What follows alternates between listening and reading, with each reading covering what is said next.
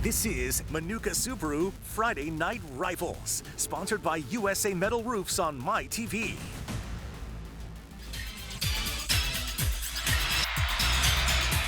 Welcome inside Mountaineers Stadium. We're in the back mountain of Luzerne County. Tonight, it's the District 2 4A Championship between two of our Friday night rivals, top 10 teams. Number 9, Valley View, takes on number 3, Dallas. A pleasant good evening, everyone. I'm Bob Ide, and welcome to Championship Football here on MyTV WQMY. Joining me tonight, two coaches who know how to be on the sidelines, so you're going to get great expertise tonight in the booth. Of course, all year long with former Tunkhannock area coach John Secek and former Valley View coach George Juanitz. And George, first of all, last year, and a lot of times you played here, you've been a part of this championship game. What's it feeling like? What do the players feel like at this time of the night? Excited. You're talking about 12 weeks. This is that coming to fruition. Everything you worked for preseason, during the season, playoffs, and that 8-team playoff, it all comes down to one game, and leaving with that championship is so important to all these kids tonight. Let's talk about your former team, the Cougars. They average 23 points per game. They like to run the ball. We know that. Well, they settled on a quarterback. It's going to be Don Mimo. He's going to have a great receiver out there who had a nice game last year. He's our Manuka Subaru Spotlight player, Christopher Zafkoff. Zafkoff was great last week. Offense, defense. He had a touchdown on offense, receiving touchdown that I thought was a huge play in the game. Really put Valley View up, and they stayed up at that point. And then on defense, 2 interceptions and a third he should have had. Long run backs, flipped the field, and really was a game changer for Valley View last week. Okay, Jan, you get Dallas, former Wyoming Valley Conference coach, so we're familiar with Richie's team. We saw them this year. They averaged 39 points per game, well-balanced offense, but we'll see a lot of our Manuka Super Spotlight player from the Mountaineers, Dylan Geske. Dylan Geske, over 1,200 yards rushing this year, 22 touchdowns, and more importantly, 0 fumbles, which is amazing at this point in juncture of the season. Bob, you said about the culmination of the season, it does come down to this game. Every coach always says district championship, it starts tonight, and Geske's the guy that's going to be carrying the Mountaineers. Well, we did talk to both coaches. They gave us our DKB transportation, keys to the game. For the Cougars, George, we go to you. So Scott always wants to be physical. Valley View is going to play physical. I don't think Dallas has seen a team this physical all year, so they're going to get a lot of physicality. So Scott's big thing for them during the week, be more physical than Dallas. The second thing that's important is he wants them to be really aggressive but disciplined while they're aggressive. So I think that'll be more of a defensive game plan for them. You're going to see a lot of man coverage today in the secondary, and they can't make mistakes and give up long passes or any kind of big plays during the game. Okay, Jan, you know Rich Manella really well. What does he want to do? What are his keys to the game? Well, just like George said, he's got to match their physicality. He's concerned about that. And more importantly, his special teams. He wants to gain yardage, find hidden yardage, and not get gashed on any of the special teams, especially the kickoffs. Rain is in the forecast. Let's check in now with the meteorologist from the Fox 56 News First at 10, Mike Susko. Good Friday evening, Bobby. Unfortunately, you're going to need the umbrellas tonight here as showers will begin to move in from the west. So as we go through your Friday night football forecast, temperatures will be in the 50s. So it'll actually be very mild tonight for especially mid-November. But notice those showers arriving, like I said, during the game here. I think kickoff will be okay, but pretty much halftime and at that point on, the second half of the game, we will be dealing with rain. So keep those umbrellas and ponchos around because we are calling a personal foul on Mother Nature for the Valley View at Dallas game. Tonight at 10, we're going to talk more about that weekend forecast and next week's storm system during the Thanksgiving travel period. But for right now, let's send it back out to you on the field. Thank you, Mike. This will be the third meeting for the District 2 4A Championship between these two teams since 2018. Who takes it home tonight? Let's find out. It's Valley View and Dallas next.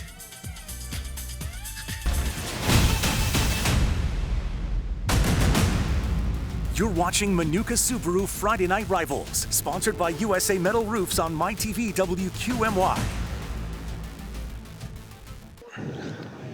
From the Lackawanna Football Conference, the Cougars of Valley View take the field from the Wyoming Valley Conference, the undefeated Dallas Mountaineers. Welcome back to the back mountain, everyone. Bob Ide, George Juanitz, John Secek, both teams on the field. Nice crowd on hand. We had a bit of a light rain shower come in, and it looks like it might continue that way throughout tonight, but no heavy or moderate rain expected.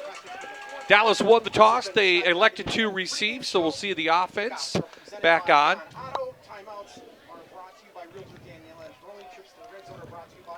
Should be Zach Zawinski Zawinski back to kick this one off for Valley View. Peters and Evans. And Geske back to receive. The opening kick. The District 2 4A Championship is underway. Good kick to Peters. Peters crosses the field. Flag comes in. Shoved out of bounds at the 36-yard line, but we'll check on the flag first. But nice return for Dallas.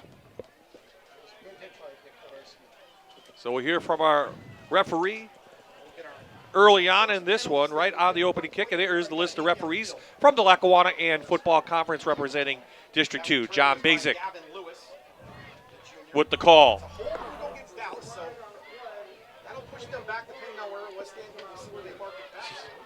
So go against the Mountaineers.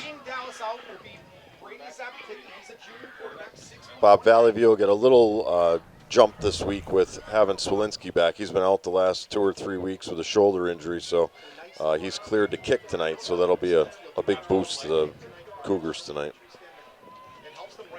So the ball back to the 26-yard line for the Mountaineers to start this game, averaging 39 points per game, as I said. Well-balanced offense, about 336.2 yards per game. They'll hand it off on the first play to Pashevsky, who lines up in the backfield. So Brady Zapaticki is the junior quarterback, Jan. We saw him a couple weeks ago. He's throwing for 1,500 yards. What I like, just 2 interceptions on the year. Not bad. 21 touchdowns. Who would have ever thought that the Dallas Mountaineers under Coach Rich Manell would be throwing the ball that much? Zapaticki almost lost the handle, then is taken down hard up in the neck area. So Pachevsky picked up 9. That one's going to lose a yard, so it'll be third down for Dallas. Well, this is what Coach Manella wants to be in manageable down and distances. 3rd and 1. It's in their wheelhouse right now. We saw that Pachevsky had that great run for 9 yards, and then he just lost right there. We just saw Zapaticki just lost it. The ball's a little slick. Quarterback keep. Zapaticki comes through. He picks up a Perfect Storm Renovations first down. Let's take a look at the offense for the Mountaineers. Brought to you by USA Metal Roofs. Zapaticki, Lewis, and Geske in the backfield. They're going to go quick, so we'll go through this lineup quick. The receiver is very good. We'll get back to the offense. Back to Zapaticki. Little wide receiver screen. He's got room, and he's got a lot of room inside Cougar territory. Gain of almost 16 yards for Pachevsky. Well, that was a great slip screen that they run with Pachevsky running inside. And you see number 51 out there, Archie Stevens, the right guard, came out there kicking out and then just sprung him for 16 big yards.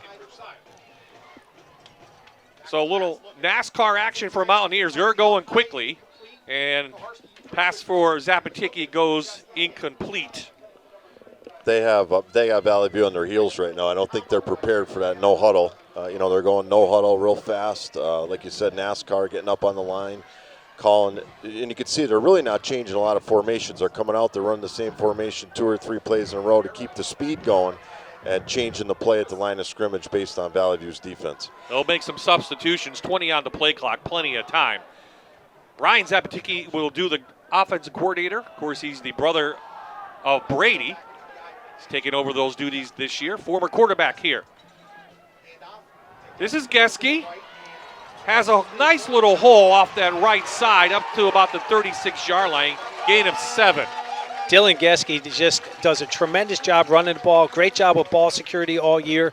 And you can see right here, they just run the ISO play. Fullback leads, kicks out right there, and he just cuts back inside. And Coach Hawanish, you know this because you've coached the quarterbacks and your running backs, and you always tell them to run with their eyes. He does a tremendous job with that. Did great cut there. This is the start Dallas wants. Geske again, up for a Perfect Storm Renovations first down. Nice drive on the opening possession for the Mountaineers 2 minutes into this game. Again, all they're doing is they're just going to be playing basic football right now. Nothing fancy, nothing trick. Just run the ball, try to pound it down the throat, trying to establish that physicality, which I know Coach Manell was worried about with Valley View, how big and strong they are. It's more Fife, Cebulski, and Stevens, Rosencrantz up front. We didn't get a chance to look at them. Little reverse. Pachevsky didn't try to throw, but Zapaticki was well covered downfield. We have a flag coming in from the referee. This may be a hold against Dallas. So a little razzle-dazzle on that one, trying to get Pachevsky. And I just said we're not going to see any trick plays. And what's Coach Manello and Coach Sabaticki do? They throw a little halfback pass in there. Holding, 64 blue, 64 blue. Well, there he saw. Well, good coverage downfield, George, by that secondary. They do. They did a nice job. They're going to flip-flop Koharski, I think, tonight and play man coverage on both sides of the field, which he hasn't done. So that's going to be a little twist on Valley View's defense. But so puts them in a hole. 1st and 20 for this Mountaineer offense that started this drive on the 26th-yard line. Sabaticki, plenty of time, going long. Has a receiver, he connects downfield. Lucas Turpak pulls it in. 1st and goal, Dallas from the 7-yard line. Well, Turpak does a nice job with his route. He actually was behind. The ball was behind him, back shouldered it, and he comes back for that ball. But he had a cushion in there. The way that they're playing their cover 3 defense right there, that's going to be a hole that they're going to try to exploit the rest of the game. 28-yard pass play. They're inside the Kelly Mahindra red zone. And because they go quick, Valley View has to call a timeout. They didn't have the right personnel on the field. So the fast offense, George, going their way for Dallas. Valley View has to use an early timeout in this game. And we said before, Valley View's been so dominant with teams with playing physical and using their strength and things like that. And Dallas is using kind of that against them right now. They're coming out. They're quick no huddle. Not changing plays, easy plays, and getting some big plays. Let's take a look at the defense now as we have a moment to gather our thoughts for this Valley View team that gives up 13 points on the game. Nolan Casaretti contract and Holleran up front. Linebackers very good. Aiden Smith in there, 61 total tackles on the season. And then in the secondary, we talked about them. Koharski has 3 interceptions, as does Zafkoff back there. I think the big thing for me coming in as you look at that, Valley View's been to the district championship now 3 years in a row. So these seniors since sophomore year have played in this game. So you'll see if that comes to play a little more as this game moves on. From the 9, Dallas, after the timeout, going to check out what the defense is doing for the Cougars. They're going to change the play. So inside the Kelly Mahindra red zone, Mountaineers, their opening possession. Geske trying to weave his way through and does, just short of the end zone. And that's what Dylan Geske does so well all year. He'll see a play, he'll see it close, and he cuts back, and he makes nothing. He makes something out of nothing right there and just keeps that leg drive going. I mean, George, we talked earlier, you mentioned that Valley View's kind of on their heels a little bit, so an opening statement being made by the Mountaineers for a touchdown. Good push from the offensive line, and it's a Santarelli Oil touchdown for the Mountaineers. Good way to start for the home team. Coach, I think you saw, as you go through this, they did a really nice job there mixing up the run and pass. I think that's one of the other things that keeps them on their heels. And right here, you just see they just go with that power game, ISO, fullback leading up through onto the linebacker, and Geske's done this all season long. That's his 23rd touchdown of the season. Laubach in for the PATs, 56 of 59 on the season. And another flag. Valley View has 12, I think.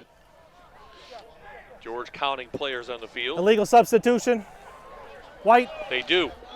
So a couple mistakes for Valley View, maybe not expecting the offense to move so fast, and now they don't have the right personnel on for this PAT. Already used a timeout here. Opening drive, 10 plays, 74 yards for Dallas. Nice mixture of the run and the pass, the big pass play downfield. Lucas Turpak pulled it in to set up the touchdown.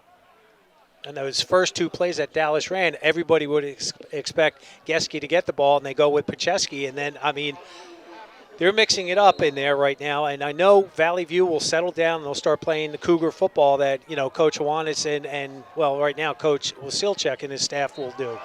The kick is up and through. Dallas takes the early 7-0 lead over the Cougars.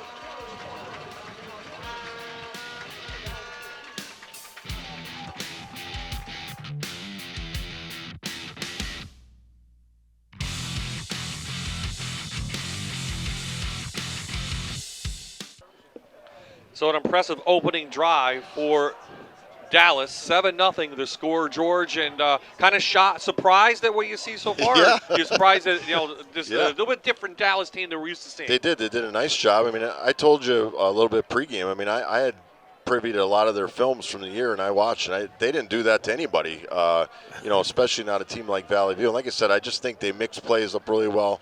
It's nice having a quarterback that's played a couple years for you, and you saw that, I think, on that first drive. So the Car Vision Nissan kickoff by Laubach, set up at the 40.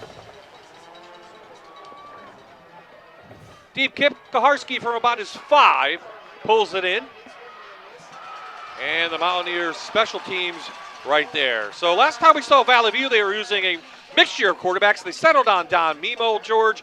He's come in, not at great numbers as quarterback, but what do you like him taking over? Well, he's a leader. He filled in for us when Adam tore his ACL when Adam was a junior and did great for us, won a district championship, and came back this year when they needed him. And he's just he's level-headed. He doesn't make a lot of mistakes, and he's a great leader. So comes this offense. They like to run the ball, but they do put up 323 yards per game. Big hit in there as Cam Higgins comes through, the senior. He has 1,300 yards on the year and 12 touchdowns and a nice hit. This is just a counter that they'll run a lot to Cam. Cam's a great vision, great hips, a lot of moves when he gets in the hole. And I just said to Coach, you want to watch this game. Valley View's best chance to win this game, I think, is when he goes over 100 yards rushing. They usually do pretty well in those games. Little fullback, Reed, nowhere to go. Nice tackle in there by Nate Malarkey. Let's take a look at the USA Metal Roofs offense for Valley View. We talked about Mimo at quarterback, Higgins and Reed in there in the backfield. Zapkov was our featured player. McLean will take Mimo's spot at wide receiver, and up front, bunch of seniors, George, on that left-hand side. Yeah, it's Stephen Holleran's been a 2 to 3 year starter defensively. Hasn't played a lot offensively, but they put him there at tackle for this season. He's done a nice job for them. Mimo back to throw, a little short pass out to Reed. He has him. He has a perfect Storm Renovations first down. Gain of almost 8 yards. Simple waggle. School's been running this for 50 years, and you can see Mimo excellent there. Again, he's a great decision maker. He's not going to make a bad throw. Doesn't need to look for anything deep. You have a guy usually running a deep route, and then the fullback sliding out into the flat. Hits the flat, takes the first down, move the chains. That's why I think at this point Mimo's been the guy they've settled in at quarterback. A light rain coming down, Jan, and we're going to give it off to Higgins. Farrell, I think, is in on the stop. He is for the defense. 68 tackles for Nick Farrell coming in. Well, defensively, they're playing their 3-4, and they're pretty physical up front right now. They're doing a nice job. But, George, that last play that they ran the waggle and the fullback out, that's a nice, easy completion. Get your quarterback in a rhythm. And he got to keep first down. That's what it is. Usually that, or you throw a simple stop route. Right. Throw a quick 5-yard route, get the chains moved a little bit, and kind of move from there. Into the eye they go. They give it off to Higgins again. He tries to find a little gap. A lot of Mountaineer defensive players there. Short gain, 3rd and long now coming up for Valley View. And this is where they don't want to be. They don't want to be 3rd down. And you can see, I think right now Dallas is just being much more physical than Valley View's being. They're meeting guys right at the point of attack, not being pushed downfield, and it's making a big difference on these running plays so far. They have 10 guys. I'm noticing they have 10 to 11 guys within 5 yards of the ball trying to stop Higgins because they know the success for the Cougars will be on his feet. It's smart. I mean, they don't want to throw the ball unless they have to. So if you can pack the box and force them to throw, you're in a much better situation. 3rd and 5 now. Mimo trying to look a gap. Nice job by the linebackers shooting in. A.J. Fife. Fife comes in, the senior with the big tackle, 4th down. So this is what they did during the year. This is Kaharski now, a quarterback, where they used a bunch of different quarterbacks. A direct snap to Kaharski, who's got great feet, good speed, and like we said, Coach, the Dallas is they're coming to play.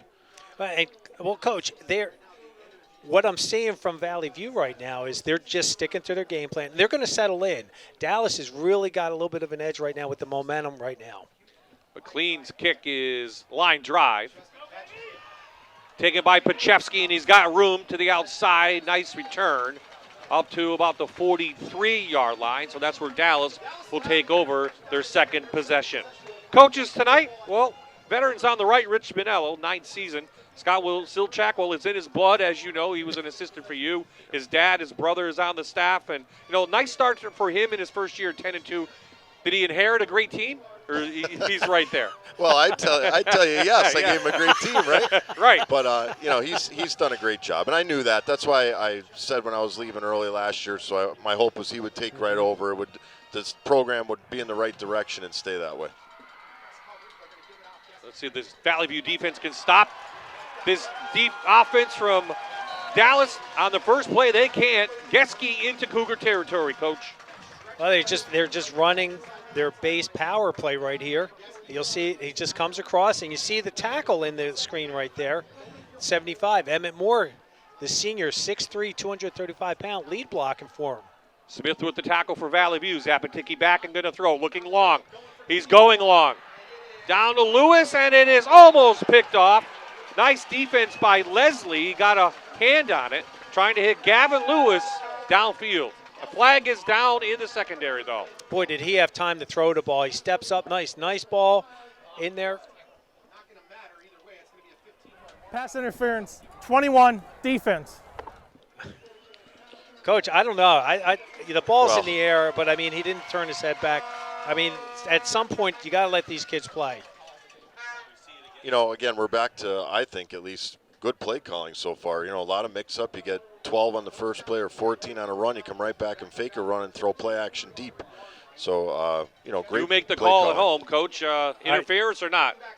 Maybe hit him a little early. Well, I'm a defensive guy. I'm saying no. I honestly, just let him play. Zapatiki, big hole for the quarterback. Drags players all the way down to the 20-yard line for a perfect storm renovations first down for the Mountaineers. Coach Hawanitz has said this, that Dallas is mixing this up. Now they just go with the fake to Geske, and it's what I call a divide play where the quarterback rides him and just shoots straight up into the gut there, and he got a key first down. Geske, nice little hole.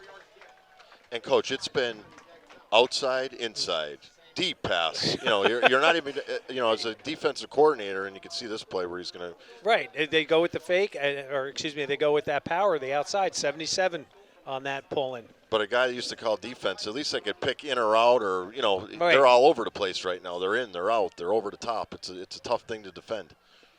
There you see Coach Manello with the board. Ryan Zapatiki on his right.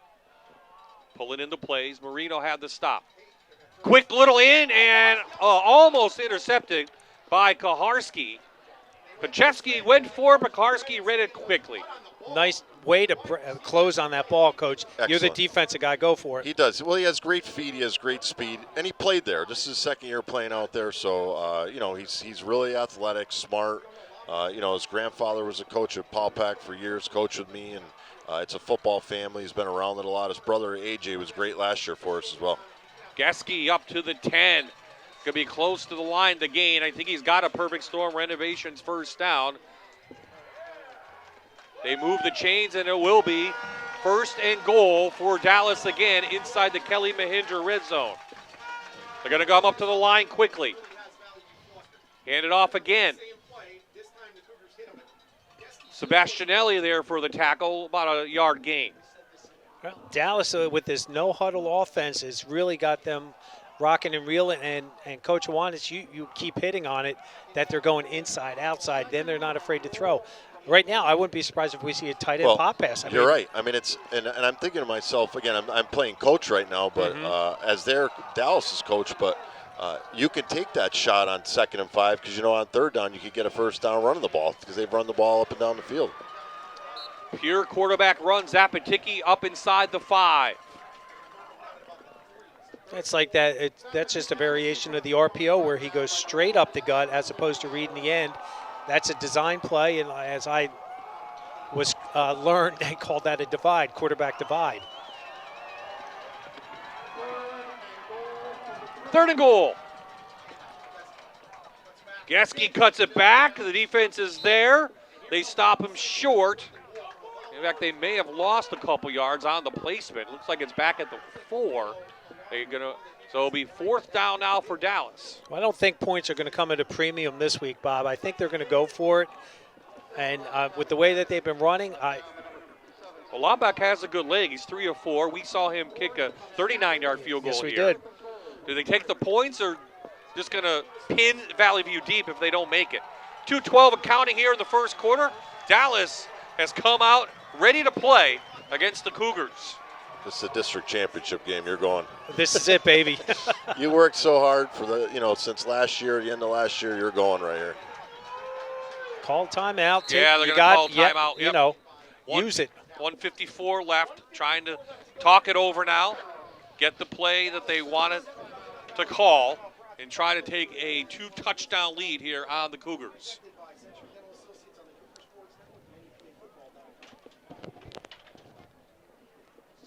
.415 Pro Hardware is your local one-stop shop home resource center. Located 1 mile from Dallas Circle, we are the only full-service hardware store in the Back Mountain. We service the area's needs featuring Pittsburgh paints, pet supplies, and complete garden and home center. We invite you to stop in at 415 Pro Hardware and go Mountaineers. So Dallas came in with a win over Nanticoke here, 48-22. The week before it was Wallenpaupack 43-11, and then Coach a few weeks back in late October, we saw them here with Wilkes-Barre, just a 14-7 score in a rainstorm. And a big physical team, Wilkes-Barre. Mm-hmm. I mean, and we knew that it was going to be a battle, but I think the rain neutralized both teams, and Dallas was, fortunate to get that win. Last week against Nanticoke, I personally thought it was a very sloppy game. Talking to Coach Manel, he felt the same thing. He said there's too much for us to clean up to get better, especially this late in the season. So the offense stays back on from the 3, 4th down. They hand it off to Pachevsky. Valley View's there. Can they make – I don't hear a whistle. There's the whistle. They stop forward progress short at the 1. So Valley View holds, but they'll have the ball at the 1-yard line. Gianni Marino, the junior, 122 tackles coming in, but a big one right there. Great job there by Marino. Well, they got some pressure. It's the first time they've really got some pressure, and great job. I mean, listen, what a big stop that is, right? You huge. think about that. So last week, they kind of did the same thing to Wyoming area. They got a couple key stops, I thought, early, and then the game flipped at that point. So see if they can get a nice 99.5-yard drive here and tie this thing up. So from their own 1, Mimo in the end zone. They're going to throw it. Why not? Wide open. Wide open is still on his feet. Coach, who is that? That's Rupp. Number 4. He's in. Rupp all the way the distance. There's our 99 and they get coach. the 99-yard touchdown. Well, we talked, George, I said earlier for Dallas, hit that tight end pop, and they did a great job. Valley View must have heard, and they ran that. So this is, to me at least, Scott hasn't done that all year, right? I mean, okay. If so, you're Dallas's coaches, you're like, they're going to run the ball here 2 or 3 times probably, hope to get a first down. So this goes totally against everything he's done all year. Just simple play action, and again, everybody's walked up the line. You just said they had 9, 10 guys at the line of scrimmage. And they didn't even get a piece of him. Not at all. Not even a touch. He had such a clean, free release. Lewinsky, extra point, hits the goal post. So the longest play that we've ever had on my TV, WQMY and Friday Night Rivals, goes in for the touchdown, and let's look at it again. Coming right at you. To me, it's just a big momentum shift now. Oh, it is huge. You go from probably being pinned down in your end zone where you should be really down 7 or 14-0 at that point, and now you're just down 7-6. Huge play. And again, we talked about Mimo, how he stays steady. That's a huge throw out of the, your back of your end zone and making a big play, which he's done a million times for Valley View. It's the 6th touchdown of the season for the senior, but none bigger than this one in the district championship game, as Dallas had all of the momentum. Now it's kind of steady neutralized right now. right Even there. though the extra point is good, 1:31 left in this first quarter, which was pretty much owned by the Mountaineers, at least statistically, up until that 99-yard touchdown pass for Mimo, his third touchdown pass of the season. So, Coach, if you're Valley View right now, you're hoping that at least gets some guys out of the box, right? So now it lets Dallas know you're not afraid to throw the ball from your own half-yard line. Wow. And the hope is, that opens up some running lanes now because you're going to get, instead of having 9 in the box, maybe you only have 7 in the box now, which makes a big difference when you're trying to run the football. And that gave a boost of confidence to the offensive line right there. They gave Mimo time, and again, nice, easy pass and catch for that touchdown. And probably if you're Dallas, you're on the sideline, you're patting your players going, come on, let's go. That's probably not going to happen again. Buckle up the chin strap, and we're starting over. In a district championship, we're going to see it, and that's why these two teams are here playing for the District 2 championship right now. Does it make you second guess that not taking 3 points in a championship game? I know you're saying it's the championship game, you go for it, but some things happen like that. So Zawinski's kick is high. It's still live. It's touched. Looks like it's picked up by a Mountaineer. It is. Peters dove on it. And at the 21-yard line, that's where they're going to have it. So remember, a live ball, especially after touch. So Peters pulls it in, and Dallas will retain possession. 1:26 left in this first quarter. It's the hidden gem for your furniture shopping. C&O Furniture and Mattress Showroom in Einan has 28,000 square feet of living room sets, dinettes, recliners, and bedroom suites. Visit C&O Furniture and Mattress Showroom, 265 3rd Street in Einan, C&O Furniture and Mattress.com. So Pachewski has some speed. He gets to the outside, picks up almost 13 yards, and a Perfect Storm Renovations first down for the Mountaineers. Well, this is one thing the Dallas Mountaineers, coached under Coach Manello, will do. They just go right back to work, do what they do, give the ball to one of their playmakers, and a big thing happens. They get out of deep in their own zone, and now they're kind of at midfield. Karski with the tackles. Abatiki comes through on the quarterback keeper. About a 3-yard gain for him.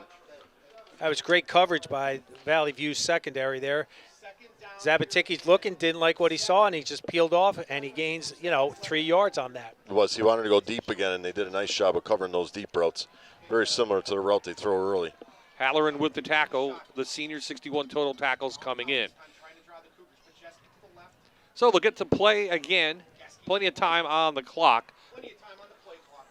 About 30 seconds left in this very entertaining first quarter of the District 2 4A Championship game. Zapatiki has it.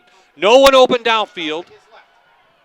Peters finally gets open. He connects with him, and Peters still on his feet inside Cougar territory to the 37-yard line.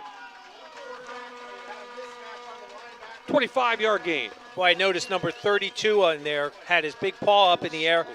Nice job there. Took that pass away, and then, again, just the way that he's able to be mobile as a quarterback and then to get that little pitch and catch is great. That was Lewis who had the catch. Pachewski's run. Flag on the play again.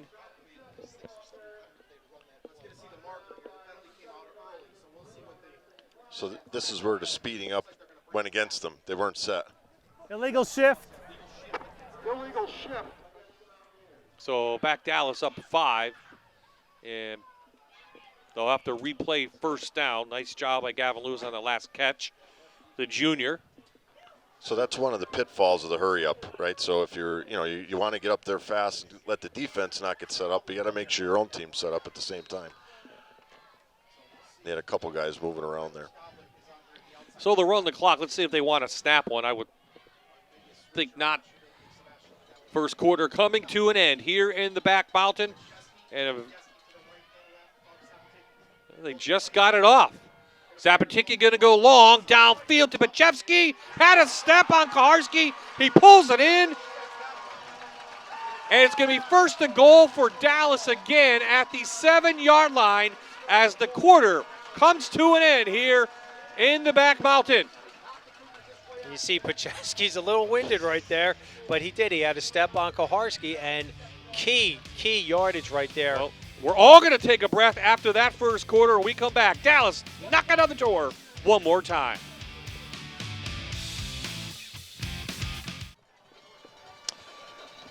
Friday Night Rivals presentation of the District 2 4A Championship from the Back Mountain, brought to you by Manuka Subaru and USA Metal Roofs. Bob Ide, George Hawanich, Jan Sechak.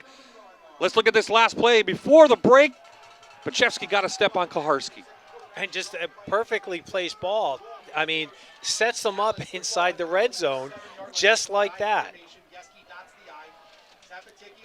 Well, the stats are going to go Dallas's way in that first quarter.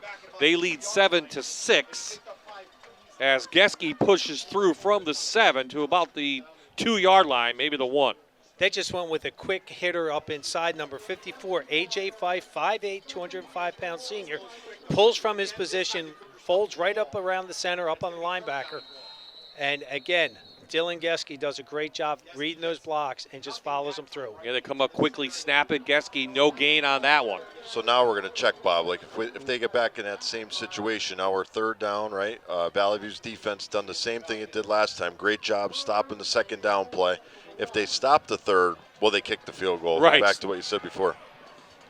Because we're in a similar spot right now that we were the last drive. Van Doren going to lead Geske.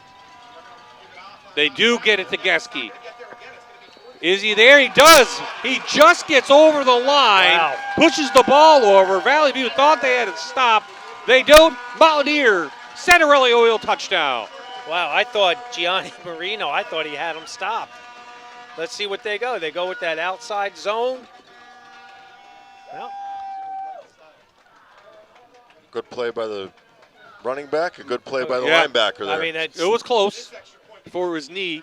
Where was the ball? Laubach on for the PAT. Kick is up and good, and Dallas is now up 8 points here in the championship game over Valley View. 11:03 left in the half. Well, it's one of the great things about high school, right, Coach? There's no replay. So as long as he puts his hands in the air, you know it's staying, whether he got in before the knees or not. But, just, again, great drive by them. We just said during the break, it's been big play after big play. And the two offensive coordinators, I think, have done a great job of calling those big plays. They really are. And what a great way to respond, though. I mean, Valley View goes 99.5 yards for a touchdown, and Dallas just comes back methodical, throw, run, throw. I mean, Bob, you look like you were at a thought there. Me? No. Yeah. I do have a thought. I thought about the history. This is the 10th meeting between the two schools. Valley View is a 6-3 lead in the series. Now, you don't play a lot in the regular season, George, but seems like every other year these two play in a playoff game of some sort, and usually it's the championship. We started playing them in the regular season, so we've played them a lot. I'm going to say the last 3 or 4 cycles we played, it was always Dallas and Berwick were always our crossovers with the Wyoming Valley Conference. So we've played them a lot of games. This is some of these are just the district final games, but we played them in the regular season in some of these years too. So, and it tended to be that way. I think the 2 district championship years we played them during the regular season, then again at the end. So. Well, and we're looking at 2 of the premier teams from the Lackawanna and the Wyoming Valley Conference right now. The way that these 2 communities, the districts, they buy into what the coaches are preaching to these young men about being student athletes, being community-minded, doing all the right things on and off the field. So you're seeing 2 great programs battling it out tonight. So Laubach's kick goes right to Kaharski from the 7. Kaharski with speed is in the open and finally taken down up near the 50-yard line. So nice return for the Cougars. Or he might have been gone. He has great speed. Nice saving tackle. Here we go on the replay. You'll see this. What a nice job. Coach, this is one of the things that Coach Manello wanted was to find hitting yardage on the kicking game, but I don't think he wanted Valley View to do that. They got a huge wedge in the middle there, and he's so fast to get through. And again, good saving tackle there by the kid from Dallas. Cougars coming off a 20-0 win over Wyoming area last week. The week before, they beat Berwick for the 2nd time this year. So Reed, fullback, shoots through into Mountaineer territory. So Reed's kind of that thunder, where you have the lightning, he's kind of the thunder. They're going to run him on belly. They're going to run him on trap. A lot of first down trap, simple trap play there. Good gainer on first down. You're second and short. It opens up a lot of options now for Coach Wasilchak. Well, and that's with the three-man front. That also gives those gaps, natural gaps in there, and you can see the middle backer is 5 yards off the line. Same play off the left guard side. He had a hole. Down to the 35-yard line. A Perfect Storm Renovations first down for Valley View. Now their offense getting it in high gear. So I can tell you this, I've been around Scott a long time. If he sees something he can get, he'll keep running it. So you might see this play, that same formation a couple more times, and a play very similar to that to Reed.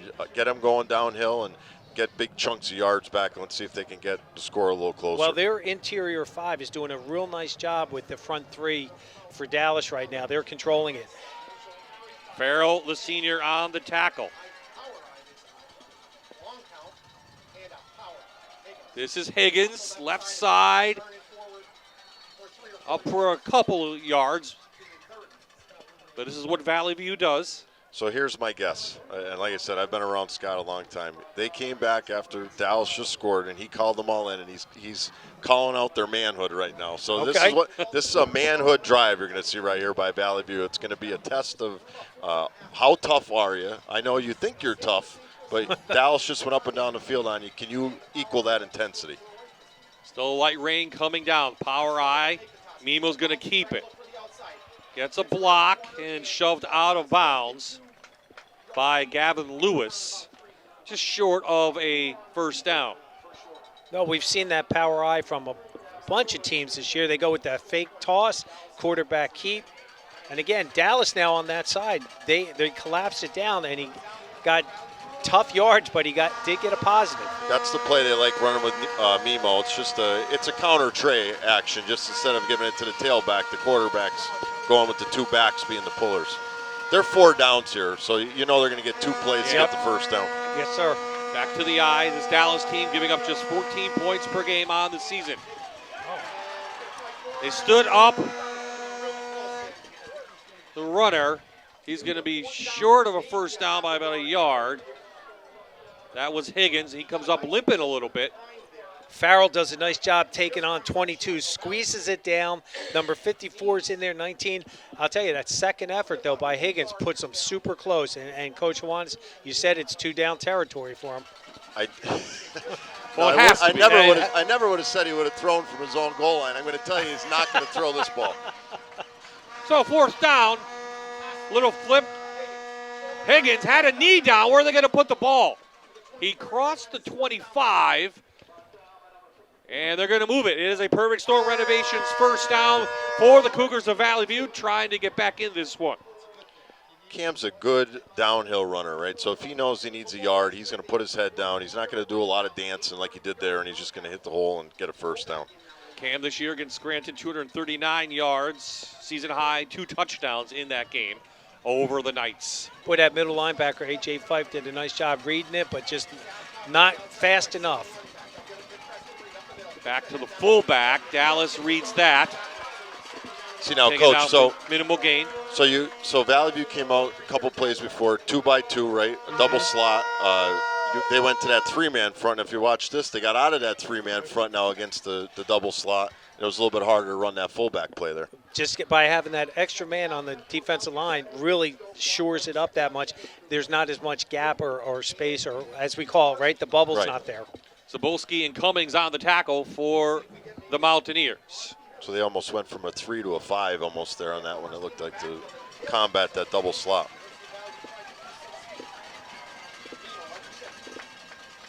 We were going to roll, looking downfield, little flips it out to Reed.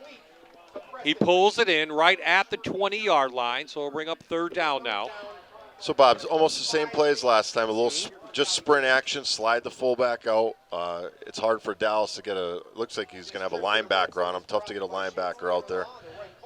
Good, simple play. Get 5. You know, we're 4-down territory again, right? So, you know, you're going to have 2 more plays to get 6 yards.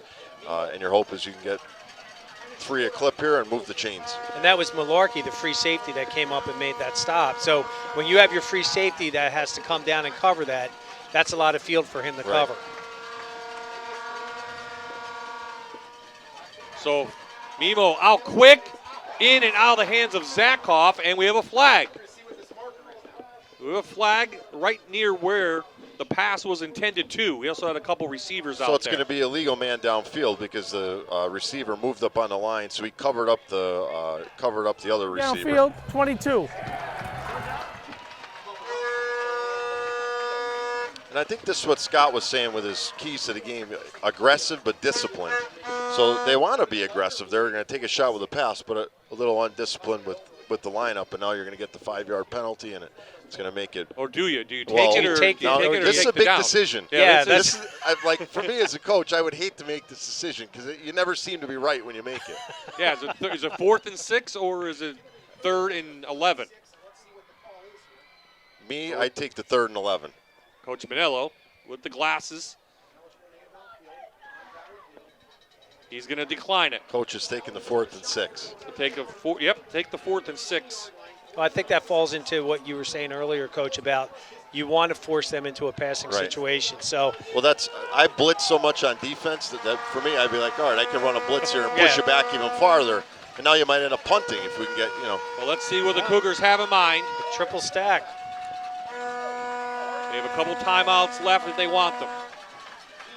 Here comes the blitz. They pick it up. Mimo to the end zone. A flag comes in, But it was at the line. but it of was at the scrimmage. line. It's not to the secondary. The pass was incomplete. I think it's going to be defensive holding, but I'm not sure. Might be, but yes, it went in. Flag was thrown into. Holding, 68 White. Penalties decline. First down. So the defense holds for Dallas. They'll take over on downs. I thought this was more I thought interference that than was the more- one before that Exactly, they I agree with you, Coach. called. I mean, he literally has he's on his back as the ball's up in the air. It's not like to in me. college where it's uncatchable, but I mean, I don't know. That to me is worse than the one before. So 10 plays and no points on the board for the Cougars. Mountaineers will take over on their own 20-yard line. 6:35 left. And it's In this half. It's what we always hate as a coach, too, right? You just want stuff to be the same. Yep. Sabatiki fakes it. Secondary's doing a nice job. No one out there. He just runs out of bounds right at the line of scrimmage. he went through his progressions. And, again, great job by the Cougars with their secondary coverage. Nowhere for him to go, and he gains 2 yards on that. So, I mean, at least it's a positive, but it's not what they wanted to do. And there's a flag. Another flag, yep. Holding, 76 Blue. So the center, Zabulski, call for the hole. Let's see if we can see it. Right there, yep. Pull down the jersey of Consaretti. That will go inside the 10. And he was Should be half he was so deep with the roll. You're getting 10 from that spot.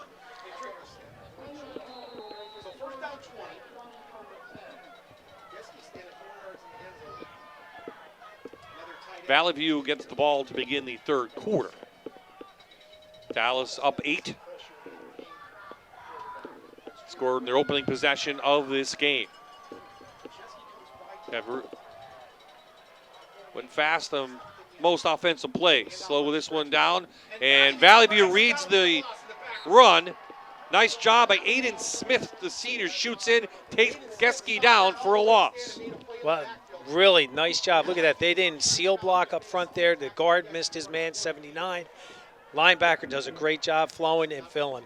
So, Coach, I think you're helping Valley View out by getting those tight formations because they're in a 4-4. It really packs 8 guys into the box for you. You're saying really almost 10, right? Because they're going to play man, so you're going to just go one-on-one with the outside guy and leave 10 guys in the box. And when you're not a super huge team, that's really a challenge. So they're going to try the same thing Valley View did. They try to hit Pachevsky down there. Kaharski on the coverage. Nice job. Clock stops, and third down coming up.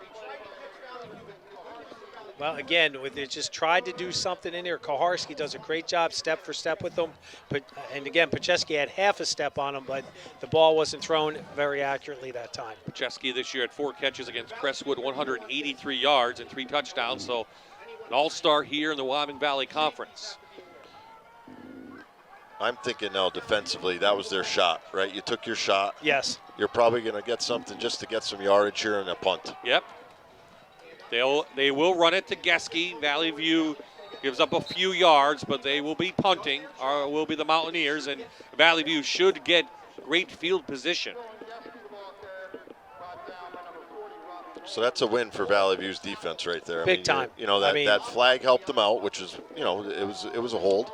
And then you're getting to a point now where you're going to flip the field a little bit. You just gave the ball back on a 4th down, flip the field and maybe get a score before you go in and get the ball back. That's huge. Laubach has a nice leg, but it's a short kick. Valley View's going to get out of the way, but this will line up and be dead right at the Mountaineer 40-yard line. So 5 minutes exactly left in this half. Valley View set up nicely, just 40 yards to go. Tomorrow is another all-day college football Saturday on Fox. Game 1 kickoff is at noon with unbeaten Michigan traveling to take on Maryland. Then number 6 Oregon battles Arizona State. At 8, the Texas Longhorns at 9 and 1 take on Iowa State.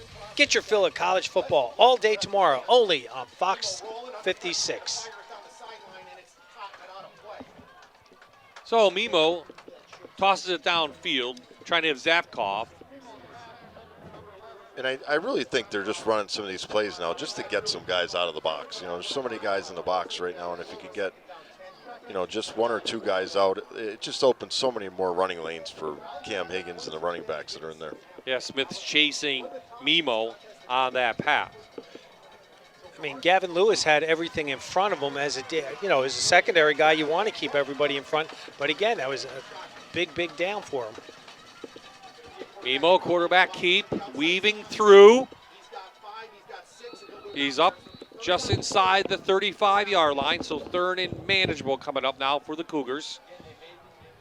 Again, put the ball in the hands of somebody you can count on to not make bad decisions. So Dom will get senior, 3-year player for us when I was there, and he's just a great kid. It's a big play when you just go incomplete pass on 1st down. Now you're at least manageable right at that 3rd and 4. And again, he's a big kid too. I mean, 6-footer, 180 pounds. I mean, he's used to playing that position. And if you're Valley View here, you're not really nervous. If you have to punt, you're going to pin them back. There's 4 minutes. You still have 2 timeouts. You should get the ball back if you can hold them. Here comes the blitz from Dallas. Picked up, a little quick in, and it's caught. So it is a Perfect Storm Renovations 1st down. Roop picks it up, and Valley View keeps the drive moving. Roop's their steadiest receiver. Like if they need a 1st down, they're going to go to Roop, right? Savkov's been a big play guy. Roop's been a big play guy. But if they need a 1st down, Roop's been the guy to go to. I told you in the DV game, he has his mom's hands, right? His mom, he got his hands from his mom, and he's showing us that tonight. And the way he just ran that route, he just went right to where they're not. Just throttled down into the dead zone. Got a key 1st down, keeps the drive alive for Valley View. Mike Lewis with the tackle for Dallas. So Valley View keeps the drive going, down 8. Kaharski keeps it for a yard.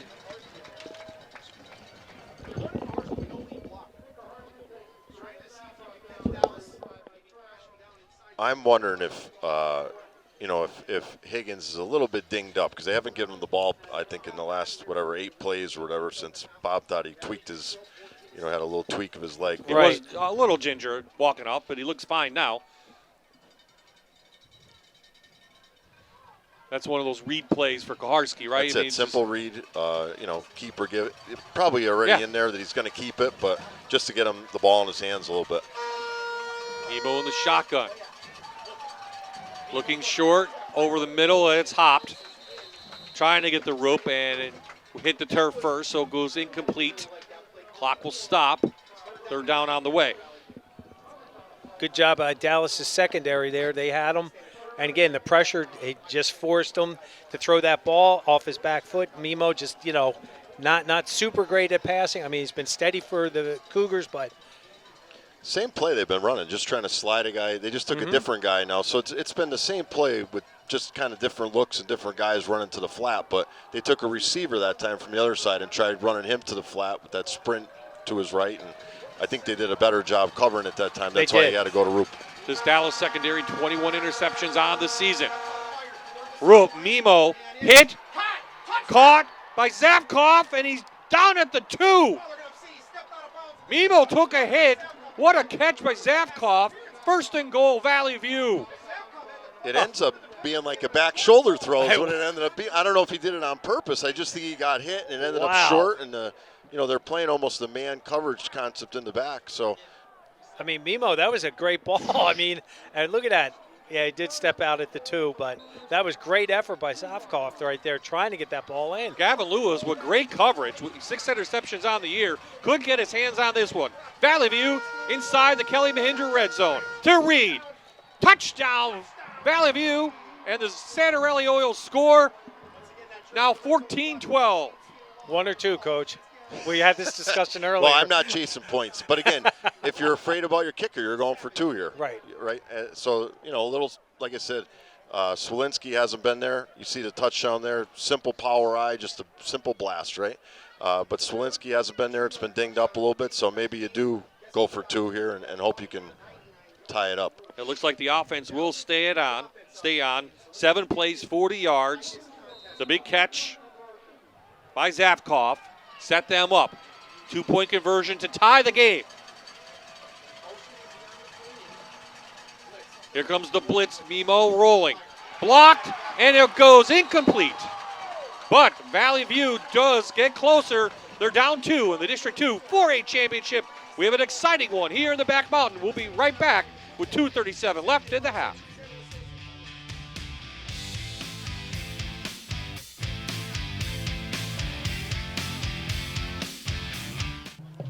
So Valley View takes advantage of the short field. They convert a touchdown, but they still trail by 2 in the District 2 4A Championship. Plenty of time for Dallas to march down, 2:37. They have a couple timeouts left, George. Yeah, so you would expect some aggressiveness now from that team, from the Mountaineers. I would think this kickoff will be big. This kickoff return for Dallas will be big. And then, they've been aggressive this whole first half, so I wouldn't think they'd be any different than that rolling into this drive. So Zlewinski has it teed up. High kick. Malarkey from about the 20 carries up and big hit. And Zlewinski there on the tackle. And Dallas will be set up now about the 37-yard line. The coaches are probably screaming at Swilinski right now. Yeah, I was thinking the same thing. He's got his shoulder in a harness and he's making a tackle. Bob, this has been, like, when you talk about a district championship game, the 2 best teams, in the district, this has really held true to that. Both teams, it's been a heavyweight fight, swinging at each other. Yeah, absolutely. And you would expect Dallas to go fast-paced now, move the ball down the field. Zapatiki's in the shotgun. He's going to go long. Trying to go to Lewis, and he just overthrew him. Zavkoff there on the coverage. So taking shots, right? So we talked about this, 2:23 left, and they just go 4 wides here and pretty much run 4 guys on 9 routes straight down the field, just 4 jet routes, and he just missed them by a yard or 2. That's the second time now he's done that. He missed that long ball. It's tough with the conditions, too. Still light rain coming down here. A lot of umbrellas are in, so may have even stopped momentarily. Pachevsky with a spin. 2 flags come in, so this one is coming back. We have a Valley View Cougar down.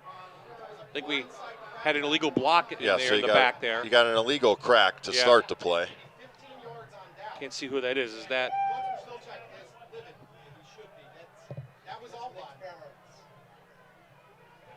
So we have a Cougar injured. 2 flags down. I would think it's probably going to be an outside linebacker based on the play.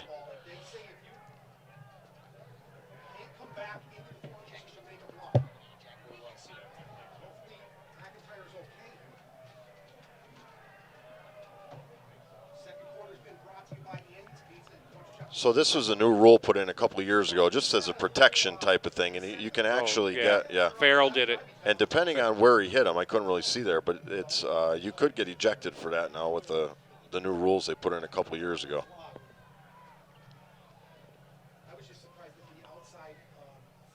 Blindside block.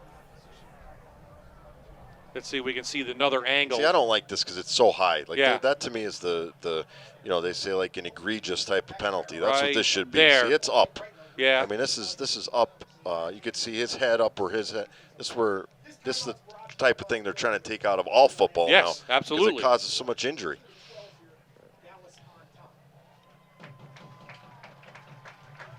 I didn't see who it was, George. Is it? Oh, number 2. Okay. So it's McIntyre. Right, so McIntyre's an outside Personal foul. type of linebacker. Blindside block, 86. So I think it was on, they said 86, but I think it was actually Farrell, most likely for Dallas, 85, the senior. And I could tell you this from playing defensive back, and when I played in high school and college, that was all legal. You did that a lot, Yeah. But it just jars you. Like it's not even the, somebody will say, oh, he probably has a concussion. It's just it's the jarring of getting hit in the chest that kind of knocks the wind out of you, and it takes you a little while to get back to.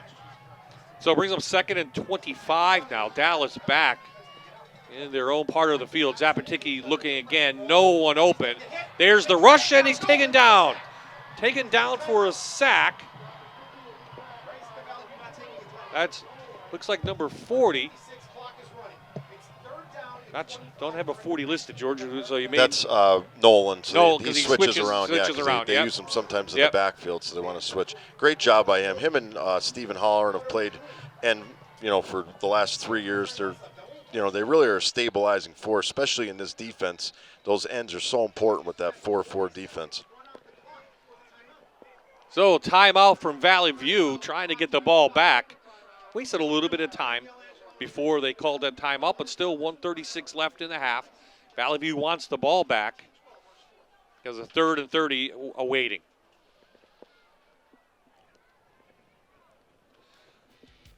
.415 Pro Hardware is your local one-stop shop home resource center, located 1 mile from Dallas, the Dallas Circle.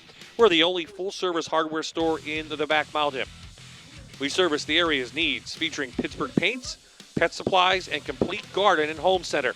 We invite you to stop in at 415 Pro Hardware and go Mountaineers.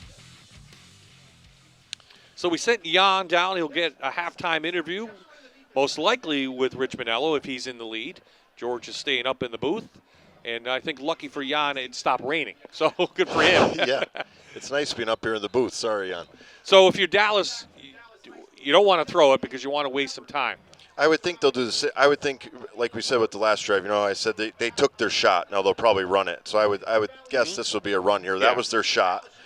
He got sacked, but I would think they'd probably run the ball here, make Valley View use another timeout to stop the clock, and then just hope you can keep them out of the end zone. Yeah, that was Nolan, number 40. Coach said he sometimes wears 71. So that's his 4th sack on the year. So Zapatiki, they are going to go to the air, and they're going to go straight down the middle, and it's short. The pass is short to Gavin Lewis. That stops the clock. Kind of surprised at the call. 1:32 left, and now Valley View should get good field position again. So I'm really surprised by this call because now not only is it 4th down, you have to punt, but you stop the clock and then make them use another timeout. Exactly. So, and the punting hasn't been fantastic either. So you should get the ball inside probably around between the 40 and 50, you'd guess. Laubach. Last time it went to the 40. This is a little bit higher kick. Garski, fair catch right in midfield. And we'll call it actually the 49-yard line of Dallas. 1:25 left, 14-12 is the score. So a lot of options now, right? So you have, a minute 25 to go, what's essentially 50 yards, right? And if you get close enough, and even if you get close to kick a field goal, you're going to be ahead at halftime. So for all the things I think that have gone wrong for Valley View, to be in this position now, maybe going into halftime at the worst, down 2, it's a win. And getting the ball back to start the second half. That's what I was just going to say. The Valley View does get the ball to begin the 3rd quarter. So this defense has been playing well. Doesn't want to give up the lead going into the break. The blitz comes in. The perfect call is a screen. It is to Reed. Reed with running room. So Coach Wasilchak loves that middle screen to his fullback. He's run it all year when he needs big plays. So they don't even have to rush really here. They could spike it, stop the clock if they want to. They do spike it for the 16-yard gain. Perfect Storm Renovations first down for Valley View as they inch closer to the end zone. So lots of time. I mean, you're talking a minute 11, right? Still a timeout left. They're moving the ball fairly well here against Dallas. Dallas, usually in this situation, at least coach has done this at Dallas the last couple of years, they'll get in a three-man front, almost play like a nickel type of defense, thinking you're going to pass. The nice thing here, if you're Coach Wasilchek, is you got options. You can run the ball here a couple times. You have timeouts, get some first downs on the ground, chunk the clock up. And we talked about this last time, Bob. This is like the Tom Brady type of play, right? He loved to score before a half and get the ball back at the second half, and that's the way this is looking. Final four of the first four, right? That's what they call it. So Dallas going to send just 3, drop 8. Out to Reed. Mountaineers are there. So this is not what they really – I don't think this is what they wanted to do. They run a wheel route on the outside with, I think, Higgins, and then they slid a guy out in the flat, I think, as a safety valve. The wheel was actually open if you look to the wheel, but I just think, again, we talked about Dom making good decisions. It's a simple, easy pass, pitch and catch, take the couple yards, and don't give up a turnover or something here at the end when you could get some points. Bill Down was 6 of 9 last week against Wyoming area, 79 yards and a touchdown. Second start at quarterback for the senior. Dallas has done a really nice job, though, even defensively, because at this point, they haven't been put in some really good spots, I don't think, defensively, other than the long 99.5-yard pass, right, where they had them pinned back. But everything else, Valley View's had pretty much a shorter field, and Dallas has done a pretty good job of keeping them out of the end zone. And what we have not had yet in this half is a turnover. So 28 turnovers caused by Dallas this year. They will love one now before the half to hold Valley View down.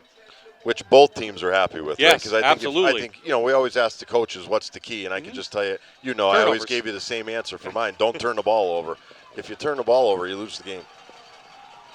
More than likely. So third down now for Valley View. Mimo in the shotgun. 3-man rush. That's it. Going to go long. Has a receiver open. Zavkov had it, and it was knocked out, I think. Or he just didn't catch it. Lucas Turpak on the coverage. I think Turpak knocked that out, which was a great play. He was open for a while. The ball just kind of hung a little bit, and then great break on the receiver and punching it out. Hit, yep. So good job by the senior Turpak. So fourth down now. Looks like the Valley View offense will stay out. 57 seconds left.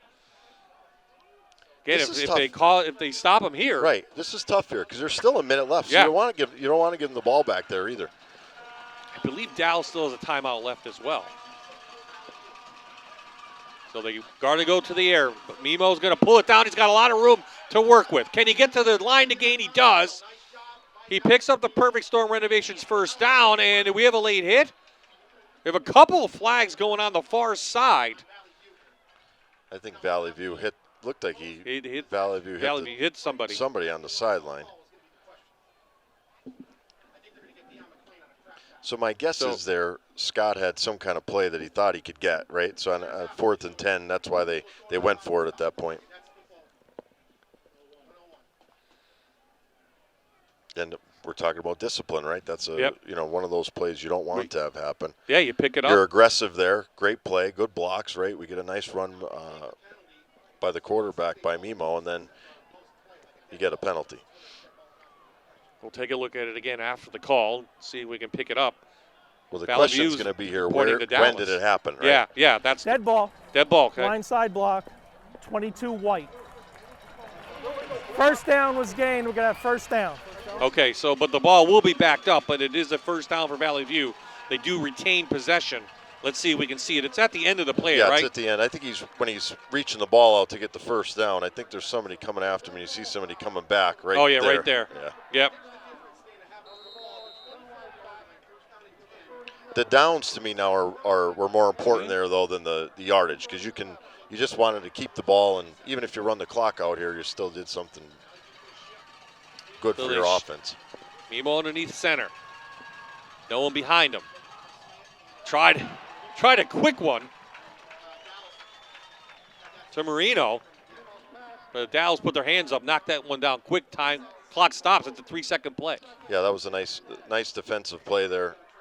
And it's just a quick slant or a dump route, tight end dump route we used to call it. And again, it's a tough thing to throw, especially when you're that close to the line of scrimmage. If they see that, a lot of times linemen just stick their hand right up, and you either got to throw it in between guys or over guys. Malarkey there knocked it down along with Farrell.